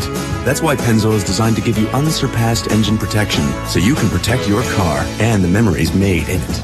Save 50 cents per gallon on Shell fuel with a 5-quart purchase of Pennzoil Synthetics. Make it a Pennzoil change. Inside yours. Keep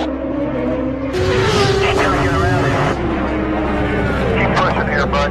I'll start 4, spotter. Turn 4's clear. Streaming 4-in-1 Mosaic. Inside. We'll push the fast left. Be smart here. Live pit crew chatter. Riding shotgun from green flag to checkered. That's powerful. Download IndyCar 13 now, only from Verizon.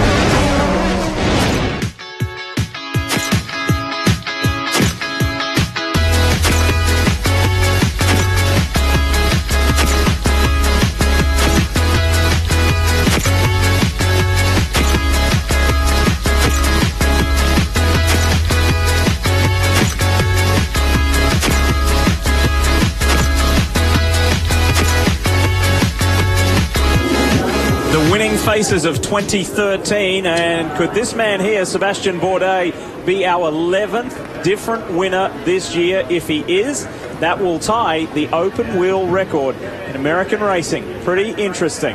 So we'll see if that actually comes to fruition for the Dragon Racing driver, the 4-time open wheel champion in the Champ Car Series. Look at this for a sight. Baltimore has really turned it on now for the 3rd year in a row. Last year there was mixed weather conditions. This year it has been great. The locals, the IndyCar fans of Maryland have just been wonderful. And to race right in the heart of the city, right alongside the inner harbor there, has just been wonderful. We've enjoyed some nice nights out at dinner, walking the streets. The weather's been beautiful. A huge thank you to all of the volunteers and Andretti Sports Marketing, the promoter of the event, the town, the city, the councils, everybody who has supported this event for this year and the previous 2. We hope to be coming here for many years to come. They were waiting on some news about perhaps a new deal for the Grand Prix of Baltimore to continue for the next few years. Fingers crossed on that one, because it certainly makes for interesting racing. Car 7, pace car speed. Car 7, pace car speed.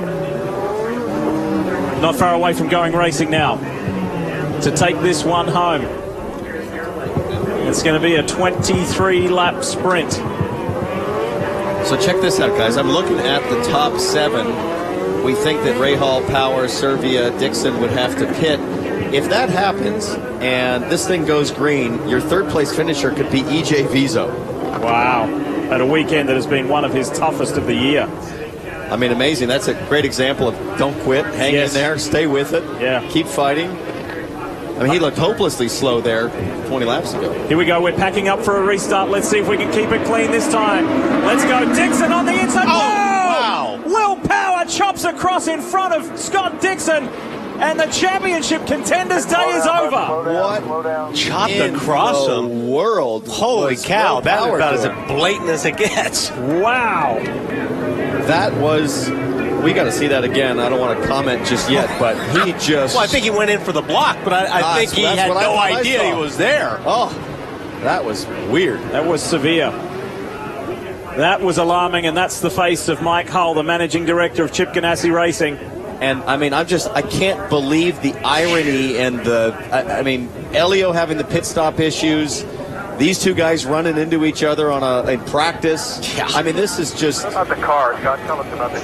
This is Shakespearean. And guys, remember their pits are right beside each other, so a couple of stairs were shot across the way as well, so this is not over, I don't think. Well, if tensions weren't high enough last weekend, they've just been elevated to a whole new level. Here's the replay. Look to the left of your screen. So you'll see Dixon shoot out right there to the left. And I mean... Oh, you know what? I think Power was going to pop on Bourdais. There's no way he wouldn't block that aggressively. I think he had a run on Bourdais. He didn't realize Dixon had popped on him, and that's just a terrible set of circumstances for everybody.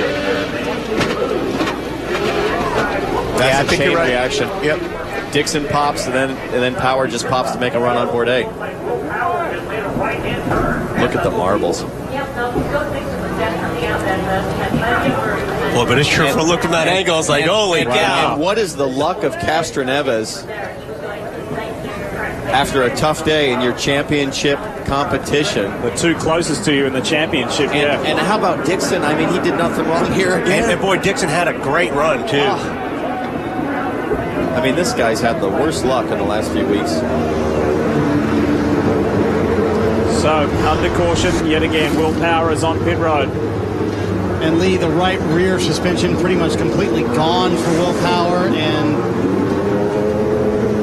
Will Power just said on the radio to Tim Cindric, "I'm completely sorry, guys. I just lost it in a straight line." That's what he said to Tim Cindric just now, and he apologized to his guys, said he lost it in a straight line and apologized to his guys. And you guys talk about Elio Castroneves, you think about his teammate. Remember Mid-Ohio? We all thought Scott Dixon was going to gain points there. He didn't. We thought Scott Dixon was going to gain points at Sonoma. He didn't. And once again, it seems like Elio Castroneves will come out championship-wise, the guy looking really good today. You see Scott Dixon trying to clean up the mess back there. Marty, I can understand Power saying I lost it in a straight line, but I don't think he realizes that Dixon was right there, and he probably doesn't realize that it was the contact that got him sideways. He's going too fast with too much downforce to lose it at that point.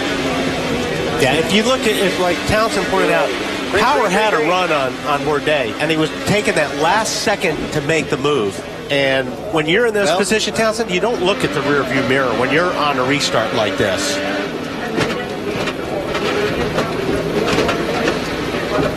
Yeah, I'm not even sure you're right. I don't think Dixon, he even knows he made contact. Yep. He made that pull. You get right up to the back of the guy, you make that last minute pull. I don't even think he knows he hit Dixon. You might, Marty, if you're still there, you might ask Tim Tim Cindric, if Will knows that he was clipped from behind.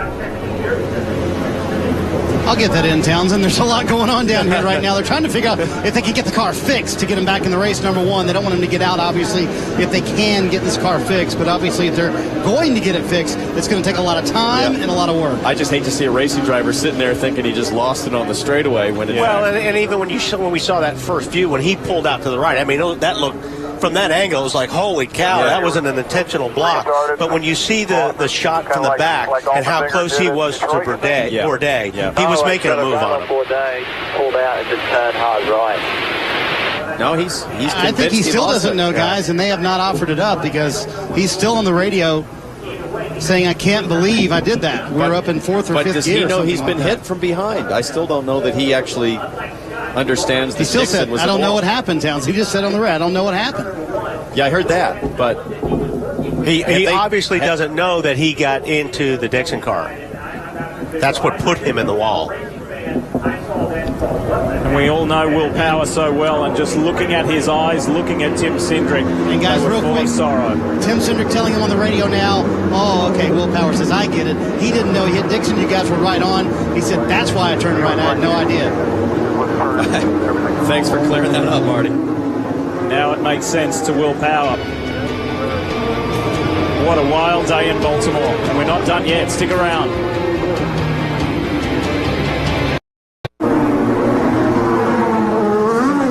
We are back, and some interesting hand gestures and communication between Scott Dixon and Will Power. How much can Scott Dixon take in 2 weekends? He and Ryan Hunter-Reay have watched their championship chances evaporate. And check this out.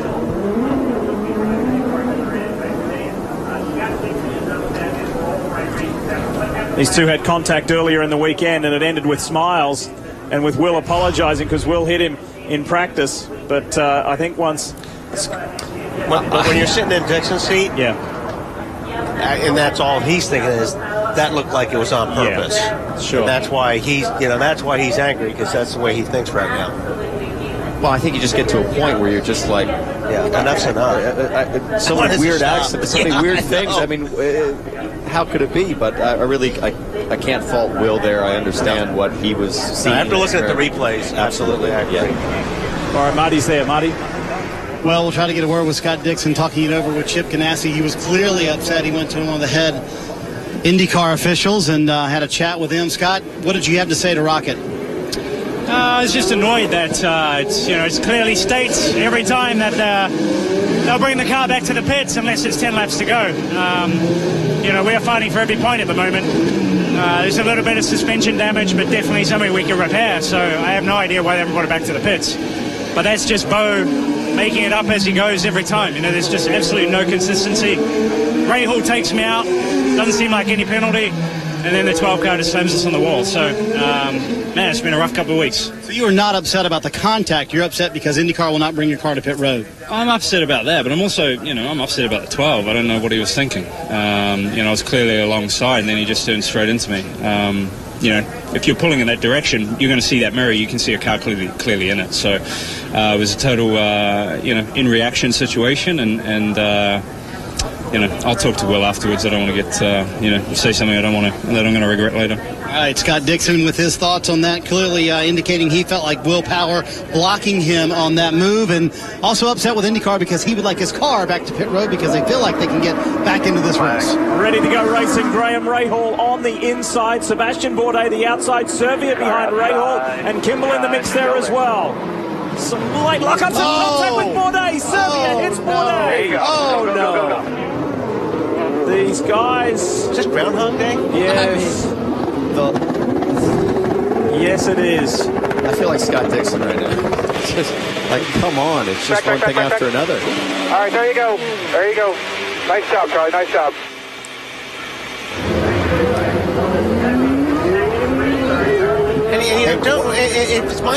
Listen, if you're sitting back here and forth, these top three guys are got to stop, right? Rahal has to stop, and Servia has to stop. That's why Bourdais wasn't going to race Rahal hard. He was just trying to get through there because he has the race won. Right. And then he gets put from behind. Jan? Now, just prior to this restart, Graham Rahal's engineer, Neil Fife, had run down and talked to the team of Jay Penske. Now, Graham Rahal, this is going to work for them. They have to make a pit stop. So while he stops, the reason he has to stop, they have never run the red sidewall Firestones. That is a requirement. So he's going to lose track position. But this is a big break for Graham Rahal. So to finish the story, as they tell him to hustle, Go, Charlie's coming. they had spoke with Bourdais' team saying, we do not want to race to the death because we know we have to stop again. So that's why Bourdais was easing up on him. Another person who had to make a pit stop was Servia. Of course, Servia, the one getting into Bourdais. You got all that? Well, see, that's kind of what I was wondering. Is exactly. Why are you guys barreling down in there when you know a lot of these guys in front of you are going to be pitting? So here's what happened, I think, with Bourdais. Watch Graham. Graham breaks really, really deep, locks up the front tires. Graham's right here. You're going to see him lock up. Now Bourdais can't turn in, and all of a sudden Bourdais like, finally I can get to the corner, but he's got Servia up the inside, and then that just leads to another big pack up. This is what it'll look like from Oriol Servia's view. Now Servia's watching Graham. He thinks he's got room, but he locks up as well. He's locked up too. You still want to have that front brake bias, Wally? Maybe not that much. Here it is from overhead. He was able to get the back of the car spun around very quickly. He only lost a couple of spots. Actually, Servia just didn't lock it up. He couldn't turn it. God, you got to feel for Bourdais. I mean, all he had to do was get through that corner. That's what I was saying earlier. These guys have been knocking on the door of a great finish, Watch Servio's left front right there. Going to lock up at the last second. He can't turn. And that's why he nailed it, because he could not only stop, but he couldn't turn. Yeah. And all of a sudden, the guy who told us this morning that he was horrible this weekend, there's the response from the Dragon team.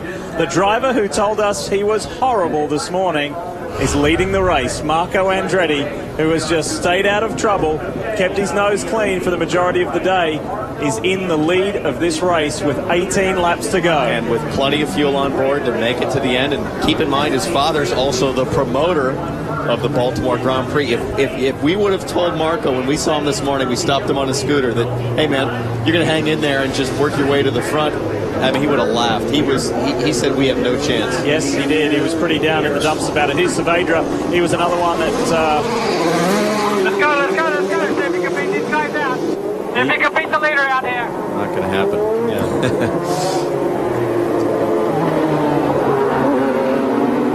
It was close. That was very close.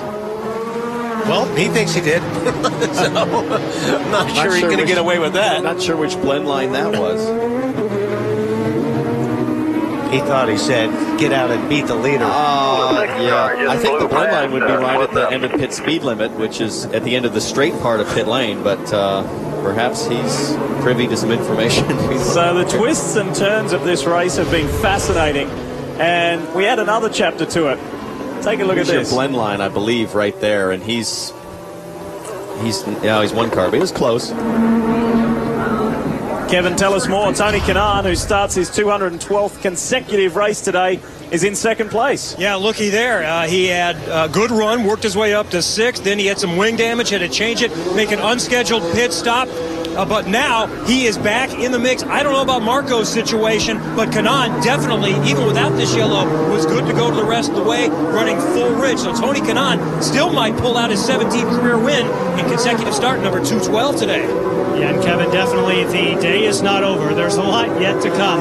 And the question will be raised again, what about the reordering for those people who took the shortcut and picked up positions? And Townsend, I will say that when I ran you through what they said in the drivers' meeting earlier, that's how they were going to reorder under a red. So they've obviously chosen to take a slightly different interpretation for when it stays full course caution. But at least for a red and a track blocked, you can hear in the background that is race control trying to reorder the cars, and they're doing it slightly differently than locking it down at a timeline and then reordering those who took the shortcut. You know, we spend some time this year, and we're looking at Marco Andretti's wing damage. Get to that in a second. I just wanted to say we spent some time this year giving the race officials a hard time. This is when we thank God for those race officials, because this is a mess to work through the running order. Marco Andretti is your leader. We think he's got enough fuel to make it to the finish, but does he have enough front downforce, Wally? That is the left front wing completely worked. Marty? Well, Diff, if you look at the running order on the top of our screen, it'll show our championship leader, Helio Castroneves, in 6th. The problem with that is, you see him on screen right there, they still haven't served their drive-through penalty because we didn't go a full lap under green. So they actually, when we go back to green, have to serve that drive-through penalty. They'll come back out. They should restart 14th or be about 14th in line when they get back out on the track. But nonetheless, looking very good championship-wise for Helio Castroneves today. And looking really good championship-wise, folks, if you've just joined us, is because closest to him in the championship, Scott Dixon, is out of this race. Ryan Hunter-Reay, 3rd in the championship, out of this race. Dario Franchitti, the 4-time champion, out of this race. Luca Filippi, James Jakes and Takuma Sato also out of this race. The attrition rate has been high. And you can see there is no way Marco's going to attempt to pit at this point. No. From the lead with fuel on board to go the distance, but man, he is going to struggle to keep Kanaan behind him, especially through this corner right here. That is a wicked fast right-hand bend, and he's going to get physical on his restart. Well, and it's going to be crazy if Marco's really handicapped, as we expect. He's going to be holding up through the field and stacking those guys up in every corner. Here's the order for you. Marco Andretti, Tony Kanaan, Simon Pagenaud 3rd, Justin Wilson 4th, Bourdais is 5th, Castroneves 6th, but we know he needs to serve that stop. Newgarden 7th, Hinchcliffe is 8th, Ray Hall is 9th, and Kimball is in 10th. And Saavedra being asked to stop and wait for the pace car at the field to go on by. It all started on the opening lap with damage on the front wing to championship leader Helio Castroneves, and he had to come in on the very next lap to get a fresh wing and then get out after it again. Let's scoot ahead to lap 35, and he hit one of his pit crew members, the front right tyre changer. It was under review from race control, and they deemed he needed to be black flagged to come in and serve a penalty for that. And then look, the roadblock at turn 1. Elio was involved in that. Boy, has it been a day to forget.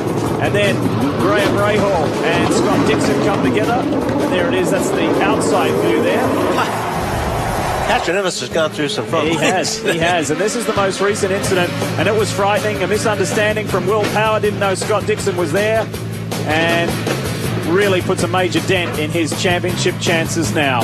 Scott Dixon frustrated. 2 weeks, 2 races, 2 weeks, does not get the result that he felt he deserved. Woof, what a day it's been, Marty. Other than that, Lee, not a lot going on today, was there? Scott Dixon just left his pit stall. I did talk to him as he left. He said he did politic with IndyCar officials and pleaded with them, please bring our car to pit road. IndyCar has denied that request, so they will not bring the 9 car back to their pit stall, so they cannot work on it out of the race for the rest of the day. Thanks for the update. 16 to go. Ready to go back to racing. Lee, I was watching Marco Andretti try to warm his tires and kind of check his braking potential. He locked his left front immediately. Of course, there's no downforce on that left front. This should be wild. I'm going to say, yeah, Tony's going to want to try to get on the inside, not anything on the outside of Marco. Certainly for the first 2 right-handers, no question.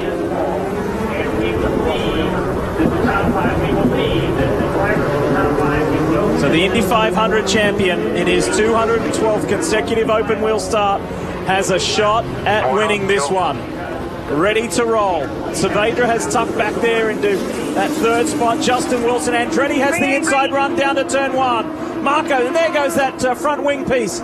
It's been thrown from the car. Now let's cross your fingers. Let's hope everybody gets through turn 1 cleanly so we can get some racing laps going. Newgarden on the inside of Ed Carpenter there. And clean for the first time in multiple starts. I'm not sure Tony was prepared for that start. Look at the pace Marco's got here on a restart with a severely damaged front wing. This is crazy. He's flying. Now where he's really going to suffer is on the backside of that track, that fast right-hand sweeper. And look at this, Saavedra trying to make up lost ground. Great pass. That was a nice move on Tony Kanaan. Sebastian Bourdais back there, then Justin Wilson, then Sebastian Bourdais. And this is not something we expected. Tony Kanaan really struggling. And Pagenaud's all over the back of him. And Pagenaud's thinking, if I can get by Kanaan, I think I can get Marco. Yeah, I mean, these guys got to get by Tony pretty quick because, like you said, the pace Andretti's setting right now, he's starting to put some daylight in between everybody. Second car in shot is not on the lead lap. The true car entry of Sebastian Saavedra. So don't count him in the mix when you look at the racing. There's second there, Kanaan. There's third in Pagenaud. 4th is Wilson. 5th is Bourdais. And we have just learned that Castroneves has, in fact, served his penalty for that black flag a little earlier. And Saavedra's pushing so hard here because he's trying to unlap himself. And it looks like he's going to get it done here in turn 1. And Marco, of course, is going to know from his team. Pagenaud down the inside. Nice move. Okay. Beautiful. Now this is going to give us a great battle. Pagenaud's going to come hard and fast. Oh, Justin Wilson on the outside of Tony Kanaan there. That was a little risky, but he got away with it. Here comes Bourdais on the inside. Thought about it again. And then tucks back in behind the man who we used to compete against in the Champ Car World Series. Fought for championships in that series. And updating you that Will Power has just left the pits and is back on the racetrack as well. He'll incidentally get a drive-through penalty for that contact with Scott Dixon a little earlier in this race. We spent the last 20 laps under yellow. It's good to get racing again. That's great. Watching Sebastian Bourdais work Justin Wilson hard there.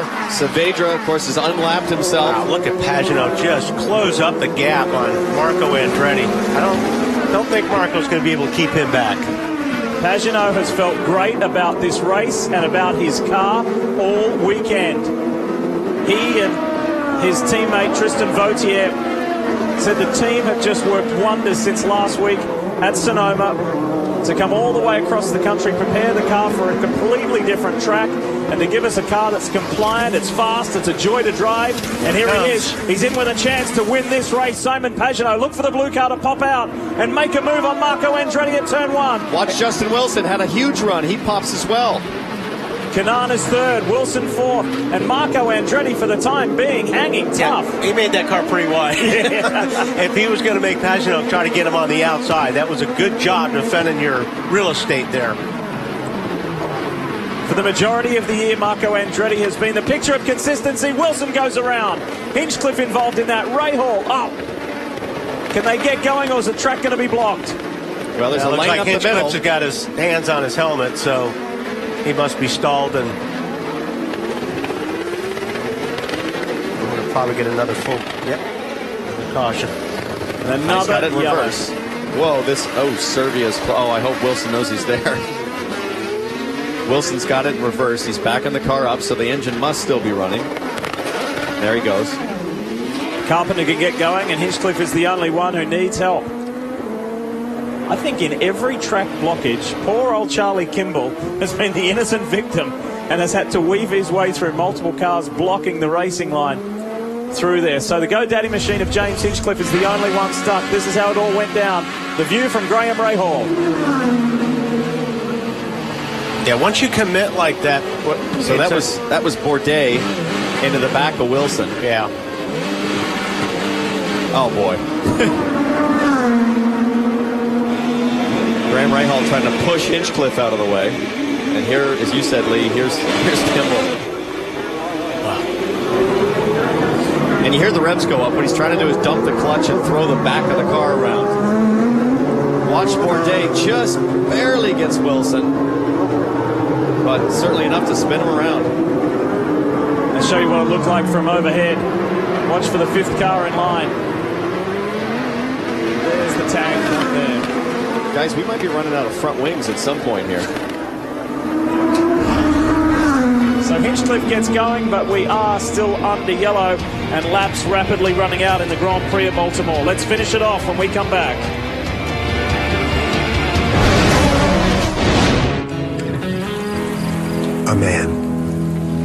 A man and his truck, and a broken fence, and a lost calf, and the heart to search for as long as it takes, and the truck that lets him search for as long as it takes. The all-new Chevy Silverado, the most fuel-efficient V8 in a pickup, strong for all the roads ahead. Your car may have been born in 1997, but give it a new set of Firestone tires, and it could feel like it's fresh off the lot. Whatever you drive a Firestone. Golden Corral just made the weekend better than ever again. Our $12.99 premium prime rib and shrimp weekend is back. It's endless prime rib, our best jumbo butterfly shrimp, and our new bone-in catfish and catfish fillets. It's our premium prime rib and shrimp weekend only at Golden Corral. Guess who's home early?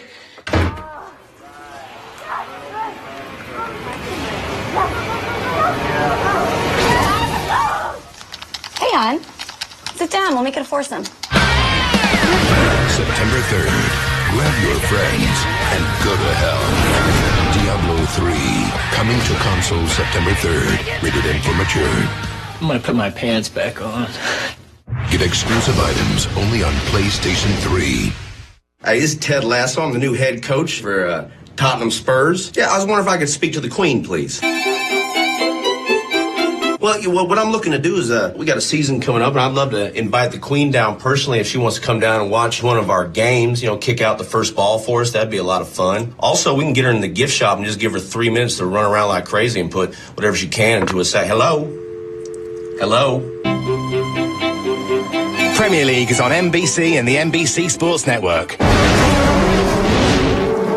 This street course racing certainly provides plenty of action. We're going to see a lot more of it as open wheel racing returns to Houston with the IndyCar IndyCar Series. Shell, Pennzoil Grand Prix of Houston. Don't miss it. It's the last doubleheader of the year. That's Saturday, October 5, Sunday, October 6th. From the streets of Houston, you'll see it right here on NBC SN. Hey, Robin Miller, what are your thoughts on today?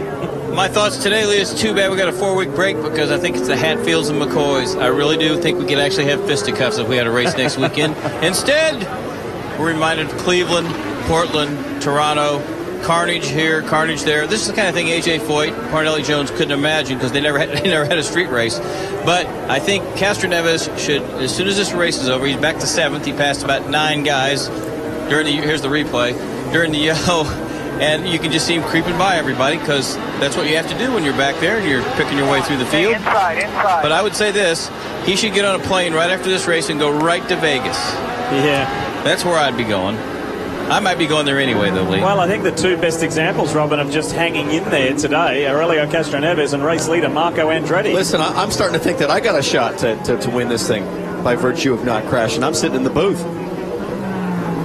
Drama here. There's a little rub smoke there for James Hinchcliffe. Remember, he was stuck up against the wall. That was Graham. That was Graham who was trying to just force his way by. He's on pit road to have that seen too. Boy, I don't think there's one driver who has not been involved in some kind of incident today, Jan. Yes, he obviously found himself pinned up against the wall. And we saw from the onboard for Graham Rahal that Graham was trying to pull forward, just kind of kept trying to push him.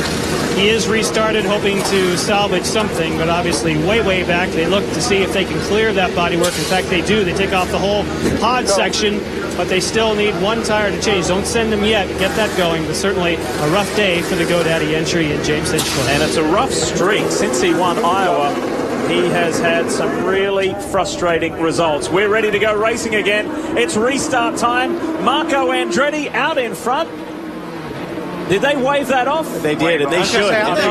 Because there's a restart cone, and he went well before that. And they're supposed to be side by side. Of course they are, but he also knows he doesn't want to be side by side with but if that happens again, Wally, he's going to go to the back. Yeah. And he got away with it the last time too. That's what I was asking. I was like, wow, that was a pretty good restart for Marco.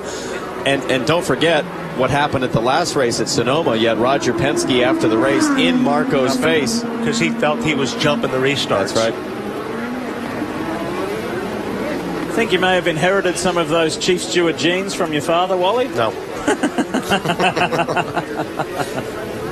I don't know how you convince anybody to be a chief steward after watching this race today. That is thankless work. So they get another lap under caution, and they will repack and grid up. And as we do each and every round of the IZOD IndyCar Series, we remind you to take part in what is a fabulous opportunity. You could be leading the field to green inside the IZOD 2-seater. Today it was Alan Senior who was driving it. Normally it is Mario Andretti. 9 laps remaining. Or Ari Lyondike. And all you got to do is go to shophonda.com for your chance to lead the field to green. It's Honda's fastest seat in sports sweepstakes. Well worthwhile. All right, we're ready to go racing. Let's finish this thing off. Let's pack up. Let's race hard. Let's race fast and clean and make it an exciting run to the end. Keep in mind, Marco Andretti has not won a race this year, and for the majority of the season has been a championship contender. He's fallen off over the past, say, 3 or 4 rounds, but now with his teammate Ryan Hunter-Ray out of the race, Scott Dixon out of the race, Marco has a wonderful opportunity to leapfrog some positions and put himself back in the fight with still 3 races remaining. Now they want the first 3 or 4 rows to at least get side by side before you take off. Right, Pagenaud draws alongside. They're going to wave the green this time anyway. Marco Andretti and Simon Pagenaud. Kanaan is the next car in. Look at this. Wow. Pagenaud, is he going to go for it? No, he can't. Marco Andretti deep on the brakes. Well, I don't know if that was going to be sufficient on the restart. Marco just flat went again. He might have waited a second longer, but boy, they, like you said, Wally, they went 4 rows. Let's see what happens here going into turn 3. Bourdais is back there in 4th. Newgarden is 5th. Here comes Graham. Oh, Ray Hall on the inside. Good. Everything's clean there. Castroneves stayed wide. Kimball was right behind him. The run to home. 9 laps to go on the streets of Baltimore to conclude what has been a crazy 16th round of the IZOD IndyCar Series. Andretti, Pagenaud, Kanaan, Bourdais, Newgarden. That's how they run. I'm just shocked at the front grip that Marco's getting out of his car. Pagenaud looks really, really strong right there. He is coming. Yeah, and it could happen here. And this is the section you were talking about, TB. I mean, it's going to be hard to get through this section without losing a lot of front grip. Yeah, but look at him do it. It's amazing. And look where he's, Who's going to lose patience first? That's the question. As the laps count down into the chicane at full speed this time. Here we go. Now Marco, Simon Pagenaud have a run on Marco. Marco got through there pretty conservatively, and let's see, Simon's got a run, and he is not on the button. The Indy 500 winner runs third. Bourdais is fourth. Newgarden still in fifth. And then in sixth is Graham Rahal. Simona is in there swamping and fighting it out with Helio Castroneves and Kimball as well. Now Pagenaud, whoa, look at these guys side by side. That is tough to go through there. That's good racing, though. Way down the inside. Yep. Whoa. Going to take that spot from Tony Kanaan. That was a dive bomb of all dive bombs. That Newgarden sitting there in fifth spot. Newgarden's in there, right ahead of Graham Rahal, Simona, Castroneves, Wilson, Kimball, and Saavedra. But look at that chrome and red car for Dragon Racing. There it is right there. Sebastian Bourdais is on a mission. Now, Pagenaud had been pretty patient there, but he's got to be careful because the pace Marco's running, this whole field's coming. Yeah, exactly. And you got Bourdais in your mirror. He's probably not real happy from getting tossed around earlier a few laps ago. So Pagenaud's going to have to get aggressive, or he's going to have to start being defensive on Bourdais. Not that long ago, Sebastian Bourdais gave Jay Penske and Dragon Racing their first podium finishes in IZOD IndyCar Series racing. Could the Frenchman give them their first victory here on the streets of Baltimore? Pagenaud's going to have to make something happen, or he's going to have Bourdais right next to him. Pagenaud is out of push to passes. Here we go, the run down to turn one. This is where Bourdais could have a chance. I think Pagenaud's got to go here. Yep. Got to do it. Inside, this is for the lead. They lock it up. And he ain't going to do it. Oh, yes, he is. He does. Oh, no, he's not. Alongside him. Andretti fights Pagenaud. They're side by side. That was an unbelievable move on Pagenaud. And Bourdais goes for it. Bourdais on the outside of Andretti down to the hairpin. It's the long way around. Marco is fighting hard, but Pagenaud won that one. And further back, I think that's Graham Rahal into the fence. He gets going again. He a keeps little the car contact running. there, Kanaan. And Simona gets her teammate, Tony Kanaan. Now Wilson wants a shot at the Indy 500 winner. Bourdais on Andretti. He gets it done this time. Frenchman up to second. We've got two French drivers, first and second. And two Americans going at it, and one very fast American in Joseph Newgarden, who is all over Marco. Look at this. What happened here? Oh! Wow, this is... Oh! No! He hangs on to it. Bourdais hangs on to it, and Andretti sweeps around the outside, and here comes Joseph Newgarden. Newgarden is up to third. This is awesome. Starting to get a little bit physical here. Everybody wants a race win. Pagenaud's got his nose in front. I wonder what happened to Pagenaud there, because obviously Bourdais was right next to him. He must have slipped getting off that last corner. Now here comes Newgarden. He's the fastest guy through this chicane. I think he's going to get Marco easily if he gets through this chicane cleanly, and he does. He's going to have a huge run. Marco gets loose at the exit. Newgarden should get second. He pulls out of the line here. Inside run down to turn one. The 22-year-old Joseph Newgarden. Does he outbrake Marco Andretti? Wilson, they're all on the brakes. Newgarden takes second. And Newgarden's got those push to passes, and that may be the difference. What a finish. For a scrappy race, we are seeing an awesome finish. That was Simona almost putting TK, her teammate, Kanaan, into the wall. Look at Pagenaud. He has run away. Oh, no. Pagenaud has run away. I was watching Hinchcliffe dive bomb. This is just a race of dive bombs. Let's see if Joseph Newgarden can reel in that 2-second advantage that Simon Pagenaud has. You got 4 left. Well, these are the two guys that when we watched warm-up today, we said these are the two fastest cars on used tires, especially blacks, Pagenaud and Newgarden, and it'll be a battle to the finish. But look at the lead Pagenaud's pulled out. And I'll tell you what, the way Pagenaud drove that car in and make that pass, Newgarden's got his work cut out for him, unless he can get him on the push to pass. Joseph Newgarden has never had an IndyCar Series podium. There's first, there's second, Pagenaud, Newgarden, Bourdais, Wilson, Andretti. And Wilson's gotten around Marco. Kanaan's not done with yet. He wants to fight Simona Di Silvestro, his teammate, who's celebrating her 25th birthday today. Simona running strong at the end of this one. Right, it was 2 seconds. To Newgarden, he's catching you about half a second a lap. He certainly is. It's down to 1.4 seconds. That was the voice of Rob Edwards. Newgarden is starting to reel him in. Inside move from Simona Di Silvestro on Marco Andretti. Fantastic move. Now, don't forget, in Brazil, Newgarden, so strong, ended up with the incident with Sato, ended up finishing back down the order. I think it was 5th, wasn't it, Lee? He's had 2 5th places this year, Brazil and in Pocono. Look at the inside here. Was that Castroneves is fighting tough on Charlie Kimball. Kimball's going to have the inside for the next corner, though, on the points leader.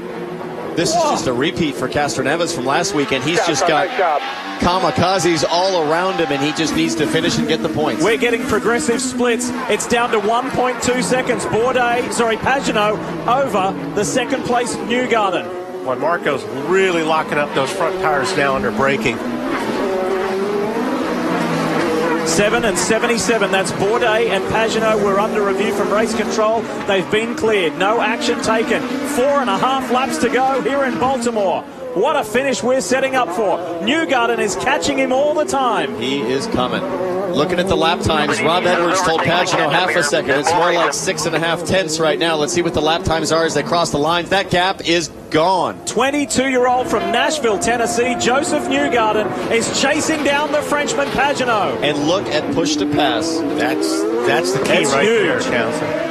Now 4 laps to go, so Sarah Fisher Racing needs to be on the radio to Newgarden, coaching him on when to use those push to passes. You don't want to end the race with money in the bank. Kevin, this could be the day Joseph Newgarden and Sarah Fisher Hartman Racing have been waiting a long time for. And the goal going into the day was clearly podium. It wasn't just to get a good finish and have a clean race and a good run. You guys talked about Brazil. Remember listening to the radio there when they were talking about a clean race?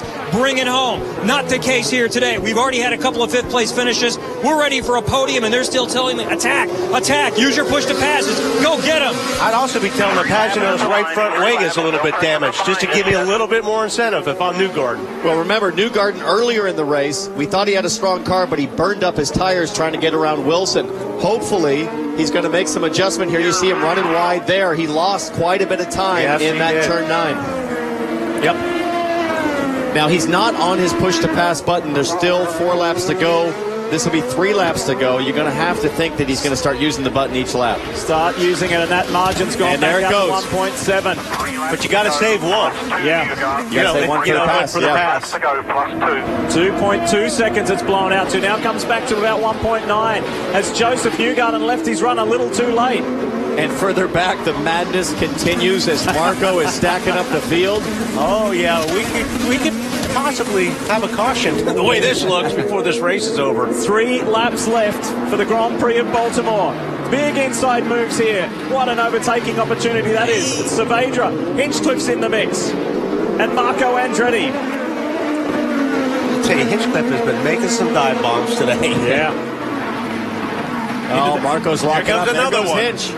And Vautier's almost running out of road, getting in the back of Marco Andretti. Championship points leader Helio Castroneves has dropped to 11th place, but it's still valuable championship points that will grow his lead over Scott Dixon.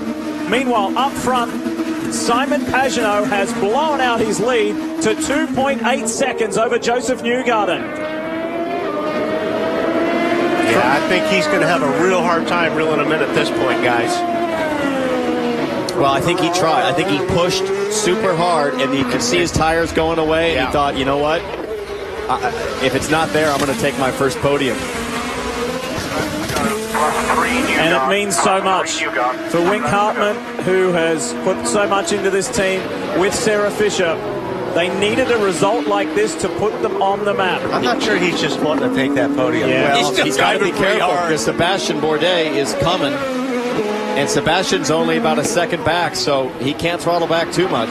A Frenchman, an American, and another Frenchman fill the top 3 places. Right now, Joseph Newgarden finds himself in the middle of 2 of the most diverse drivers in the world. Whether it's open-top cars, whether it's sports cars, whether it's V8 supercars, the guys front and behind him are amazing drivers on a global level. This 22-year-old American is in fine company right now. He's in fine company, but he is not in friendly company. Sebastian Bourdais has really closed that gap. There's going to be one chance here for Bourdais to have a run. And it could come on the front straightaway after the chicane. Yeah, I think Newgarden will make his car wide enough to make it. If Bourdais gonna pass him, he needs to force him on the outside to pass. Don't leave the bottom line open. Coming to the white flag. on a weekend where a couple of weeks after his birthday, the Schmidt-Hamilton-Schmidt-Peterson team presented Sam Schmidt with a birthday cake after he celebrated his birthday on August 15th. They could be popping the champagne instead of having birthday cake a little later on with one more lap to go. 2 miles separating Simon Pagenaud from his second win of this championship, his second win this year, and his second win in his IZOD IndyCar Series career. Oh, Tony Kanaan in the wall. The Indy 500 winner's day is done on the final lap of the race. And he was really struggling to just keep the thing on track. I mean, the tires were well used up. More outside of turn 12. I think he'll stay local, outside of 12. If you believe in the links of what drivers do throughout the year, throughout their careers, the last time Simon Pagenaud was in the Firestone Fast 6, he went on to win the race. That was Detroit doubleheader, Detroit 2. This weekend, he was in the Firestone Fast 6, and here he is. He's headed towards the top step of the podium. And let's make sure that he gets through here cleanly, because Kanaan's here at the exit somewhere. Cautious driving. He gets through that area. Coming up to the chicane for the final time, the 29-year-old Frenchman, Simon Pagenaud, sees the checkered flag and wins the Baltimore Grand Prix. That was a huge victory, and Joseph Newgarden gets his very first career podium.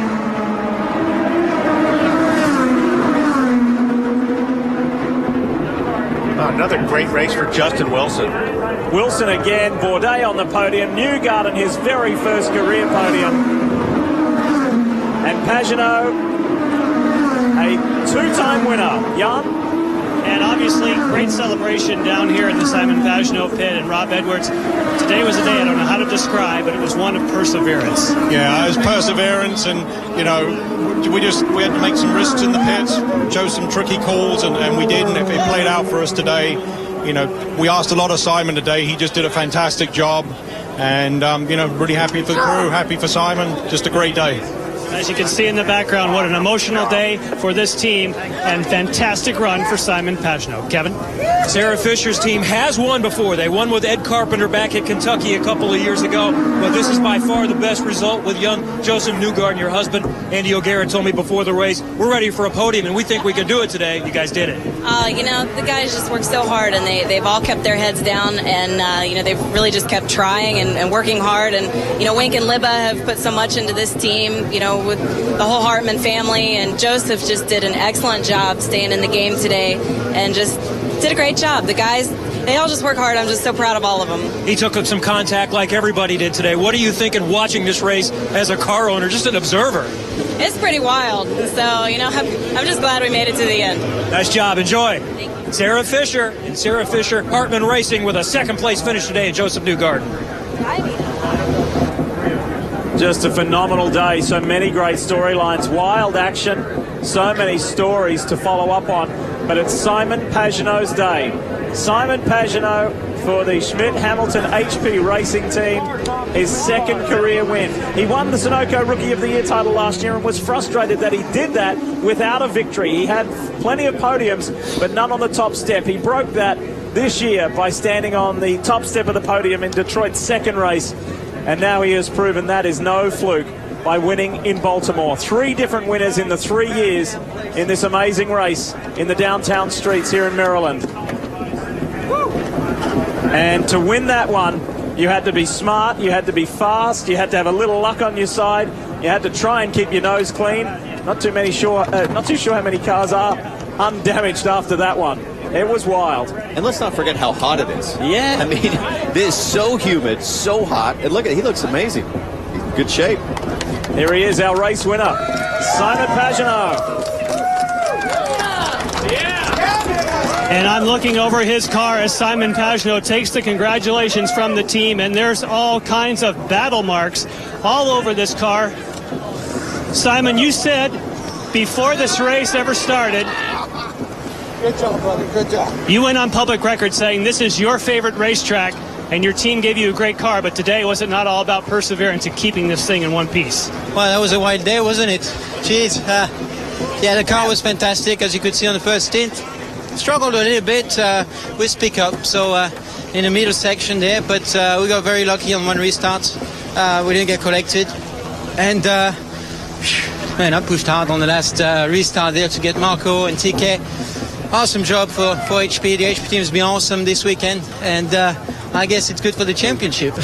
It's great for the championship for Simon Pagenaud. Now tell me also, there were times today when it looked like it was all going the wrong way, getting stuck in traffic, track being blocked. How do you just keep pushing and then all of a sudden these things start falling your way? Yeah, in racing you got to be a bit of luck. You're going to have some luck, and I had some today, to be honest. I thought it was over at some point, but I always keep pushing. You never know, there might be an opportunity, and we had it, so I grabbed it. One incident I need to ask you about right near the end. Bourdais comes up. It's right here behind us on the pit straightaway. He gets alongside you on the pit straightaway. Did you have a bobble or something that got him in that spot? Because you were wheel to wheel through that corner. Yeah, I got wide in that last corner. There was a lot of pickup. I exited the corner sideways. I never thought he was going to come that way. So I took the usual line, and he was there. So I tried to get out as soon as we touched. Tried to get out of it, but it was enough to pinch him. I'm sorry about that. But it is what it is, I guess. Hey, great day for Simon Pagenaud.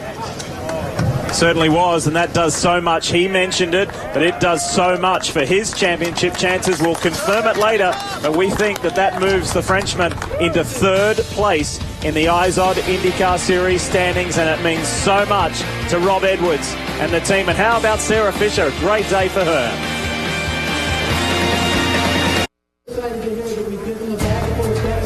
You're watching IndyCar on NBC SN. Brought to you by SRT, Street and Racing Technology. Wonderful afternoon here in Baltimore. Time to check in with Kevin Lee. He's with a very happy young man. Certainly, runner-up, best finish. Fifth was his best finish before. Joseph Newgarden, one of many that had an eventful day. You're running up high early, then you went a little bit wide, lost some spots, battled at the end. Let's talk about that last restart from fifth to second. Well, first off, thanks to everyone at Sarah Fisher Hartman Racing. I mean, they give me every opportunity to do this. I wouldn't be an IndyCar driver without them. So I'm so thankful to this whole group and all the hard work that's been put in. Happy to give him the second place. I really wanted to give Simon a run for his money there. I think we had the pace for him. We had no brakes left. As soon as I put a little charge in him to start with there, the pedal went to the floor. I know a lot of guys have been struggling with brake issues. It's so hot around here in Baltimore. I mean, drivers are hot, cars are hot. So I just had to try and cool him off. I almost threw the thing into the wall at turn one because the pedal just went to the floor. And, I think if we just didn't have problems with the heating issue, I think we could have given him a run for his money, which would have been great. But, second's a great result for our team. How much did you need that? What's it do for everybody moving forward? Well, it's definitely big. I mean, it's our best starting spot this year in fifth. I think that helps out. But we got shuffled back in the end. We had an issue with our first set of tires somewhere mid-through. I think we had a great start to the race, but then had a horrible second part of that first stint. And we're looking in trouble for a little bit. And then we got caught up in an incident, and we got shuffled back. But then we shuffled forward with another incident. So I think we had our luck for sure during the race. We had our bad luck as well. But it kind of evened out, I think, at the end and gave us a great result. So it's huge for our team. We needed this. We need to do this for the rest of the year. Yeah, he worked his way all the way back from somewhere at 13th, 14th, 15th, and finishes on the podium as the runner-up. Marty? Well, Kevin, what a yo-yo day for Sébastien Bourdais. Back to the front, to the front, to the back, and you got back to the front at the very end. But I've got to ask you, your fellow countryman, the move by Simon Pagenaud, was it a fair move to get the lead? We've already seen the replay once. I'll let people judge it. I have my own opinion. What's your opinion? We're friends, but it's there's no friends on the racetrack, and I've learned that the hard way today. And what was your take of it as it happened? Here we see the replay. Well, I think it's pretty clear, right? It took you out. How did you make it back to the front so many times this afternoon? We had a fast car. We had a fast car from the FP3 to the end of that race. That car got beat up pretty good, so by the end it was pretty ragged. But I'm just really happy for the guys. Yeah, it would have been awesome to win, and in so many ways, I guess we probably should have or would have, but it's a podium, another one, and it's really important for the group, for the spirits, for Jay, for the sponsors, McAfee, TrueCar, Variety, and I'm still really happy. When you start nearly dead last and you make it to the podium, pass a bunch of people and make it stick at the end, it's pretty sweet. It also was eventful for you post-race, a very heated discussion with Justin Wilson. What was that about? No, it was pissed. Obviously, I just touched him at the hairpin, but in the meantime, I told him, I said, look at the replay, because the only reason why I touched you because James dive bombs me on the inside, and then all of a sudden I see his car, and I just looked at his front tires, like right here, and by the time I put my eyes back on Justin's car, I just barely touched him, and that broke the very tip of the front wing. But I mean, it was definitely just bad circumstances. I feel bad for him, but I got turned around as well today, so I think everybody got his share of incidents and getting run into people. Let's hear the other side of this with Jan Beekes. Jan? Yes, and of course that would be Justin Wilson. We're just speaking with Sebastian Bourdais, who said you had words afterwards from contact between the two. How did you see it? I was having a look at, I think it was Tony Kanaan. He went the inside, so I went to the outside, do the over-under. And as I got to the apex, someone stuck their nose in and just tapped me around. So, yeah, I mean, just that bit of front wing from Bourdais just spun me around, completely. What else can you say? It wasn't because there was a car on the inside of him. He just tried to come off the brake pedal too early and hit me. And for me, that's avoidable contact and should be penalised. Speaking of the brake pedal, very early in the race, you were calling in saying you had a long pedal, and this was a long day. How tough was it without brakes? It was pretty tough. About 4 or 5 laps in, I lost the rear brakes completely and was just trying to back it off and try and brake earlier, lighter, wiring front bias in, let the rears cool down. And it would come back under yellow. There's long periods of yellow. They would come back and the pedal would get a little bit harder.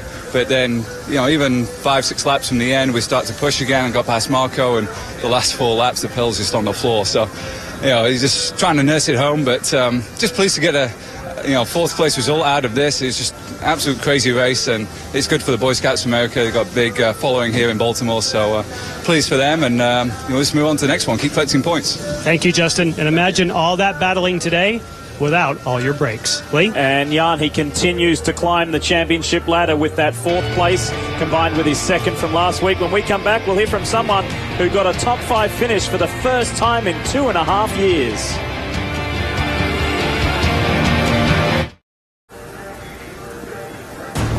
Know that some of you may have been turning on to catch the Firestone Indy Lights race from Baltimore. That's going to come on right at the bottom of the hour. Good to see some people still hanging around. If you have ever contemplated coming to this race, there's a wonderful atmosphere. Of course, there's landmark street races like Long Beach, etc. But put Baltimore on your to-do list because it's a wonderful party-like atmosphere in downtown Baltimore. All right, there's been plenty of personal bests.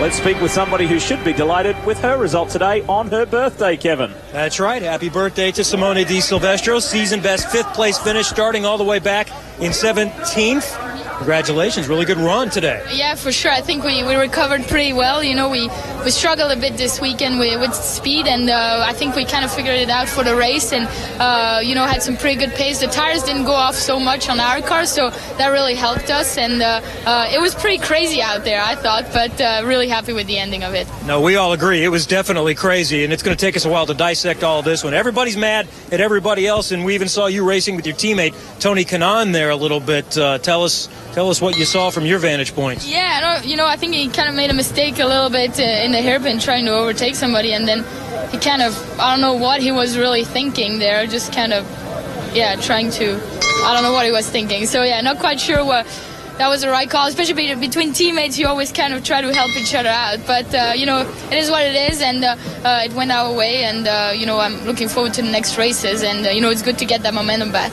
Good run. 5th place for Simone Di Silvestro on her birthday. Marty?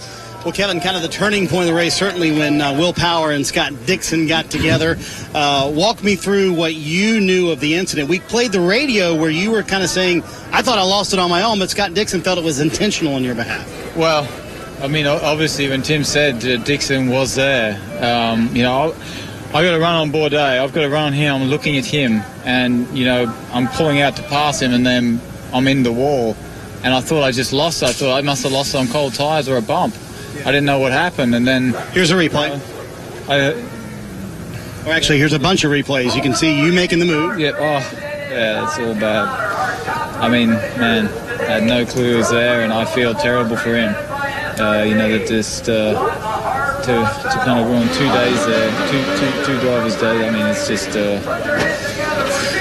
not good. It was just an instant reaction from you to make the move on Bourdais? Well, I was just looking at Bourdais' back. I got a good run on him. I was going to go up his inside, and Dixon obviously had the same run on me, and I just feel bad, man. Had I looked in my mirror, I just I don't know, I just didn't even think to look in my mirror. I thought I got such a good run on this guy.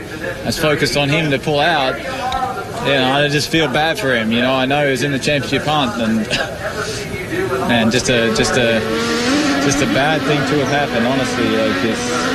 Well, after the meeting this morning with Derek Walker, and you watch another replay right here, and you clearly knew that you were trying to play by the rules and trying to play fairly today, not intentional, as you say, on your behalf. How do you move forward then with Scott? Yeah, I mean, man, I was just trying to win the race, trying to beat Bourdais, because we knew that he wasn't going to be able to stop, so try to get in front of him and gap him, man, I can't say anything, but I'm just so sorry to Scott. Like, he's not going to want to talk to me, but man, absolutely not intentional. I didn't know he was there, and just a very, very bad situation. When you and I talked before Sonoma, you said Sonoma, Baltimore are two best chances to win the rest of the year. Can you describe the level of disappointment, because you might have had the car to beat today?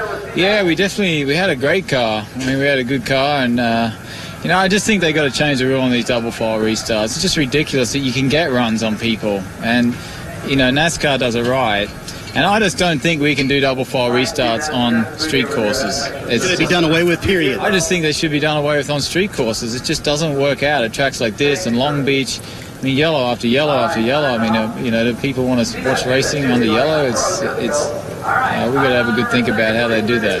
Well, Lee, we certainly saw some exciting racing today, and some good points brought up by Will Power. And speaking of points, Marty, championship implications. Let's have a look at how today affected the overall. Scott Dixon remains in second. However, he loses another 11 points to Helio Castroneves, and we've got a new man in third place, Simon Pagenaud. Leapfrogs Marco Andretti into third place, and look at where Ryan Hunter-Ray falls to, from third to fifth. Wow, there he is. He likes the look of that, Jan. Yes, because we have a monitor here. You just saw those point standings, and for a day where you were stopped twice, had contact in the pits, received a penalty, you actually picked up major points. Unbelievable. I want to first of all, and apologize to Doug. I mean, this has never happened to me. First time ever in my career. I don't know what the heck. Probably was a lot of debris, and I was actually slow, but unfortunately, if you see the way it's bumpy here. Anyway, I'm so glad he was okay. I was very concerned. But in the end of the day, if you guys would ask me, I would have finished top 10. After the first lap, I'm like, I'll take it. Give it to me. And unbelievable. I mean, I just want to thank first the sponsors, obviously, PPG and Verizon and Pennzoil, Shell Pennzoil, AAA, everyone. I'm really, really thank you for your support. And I want to thank the guy upstairs because he is looking after me. And well, I'm still dreaming really, really big. We still have 3 races to go. A lot of points in the game. We're just going to keep doing what I'm doing.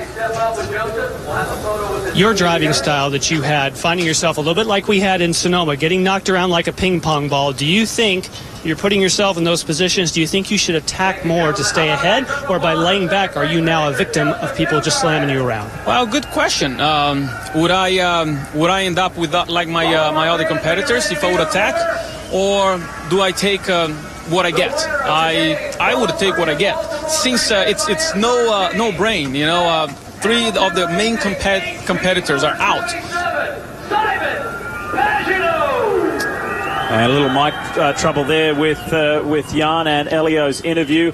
Nonetheless, he is delighted with that now 49-point championship lead with only 3 races to go. The doubleheader in Houston and then the championship finale in Fontana. We're not done here in Baltimore. Stay with us. More interviews and more insight when we come back.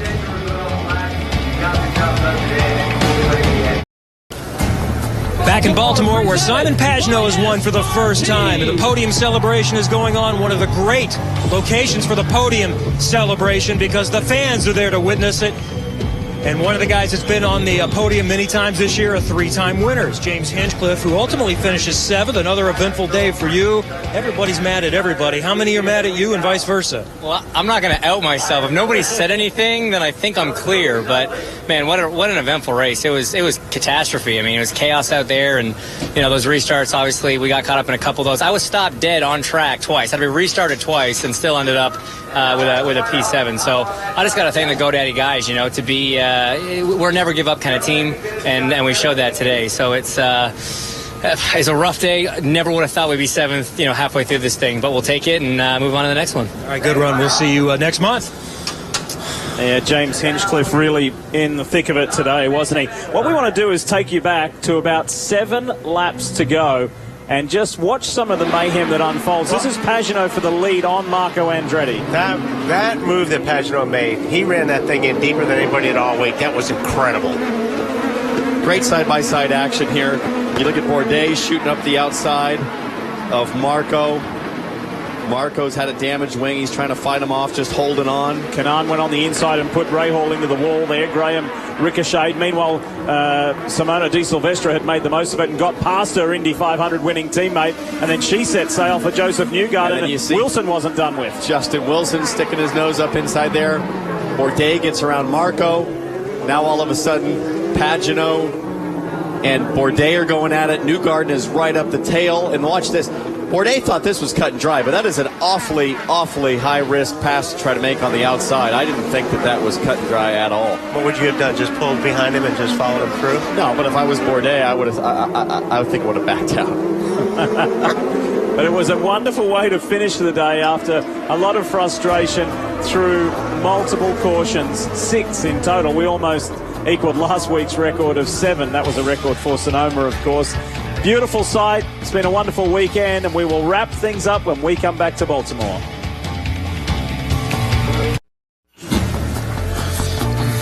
Exciting times in the championship because we are far from done. If you want to see some more street fights, well, in a month's time, the Grand Prix of Houston, it's the final double-header of the year, the 5th and 6th of October, and then we wrap things up in the traditional format of Auto Club Speedway Fontana in California on October 19th. So a busy month to wrap things up. It's time for people to draw a breath, catch a breath, have a little bit of a break in between as we take a look at the results and what a very different looking podium. 2 Frenchmen and an American, Pagenaud, Newgarden, Bourdais, wonderful stuff there. Simona Di Silvestre behind Wilson to get a top 5, and then Sebastian Saavedra with a personal best in a long time. Championship leader Helio Castro-Neves hanging on in 9th place. Before we say farewell, I want to thank our crew on the production side of things who have had a very busy time to come all the way from Sonoma to Baltimore and put this show together on an extremely hot and humid day. We say thank you, crew. Wally, final thoughts? I can't wait to Houston. I mean, this has been such a great year in IndyCar racing with all these different people getting podiums and stuff. It's been fantastic.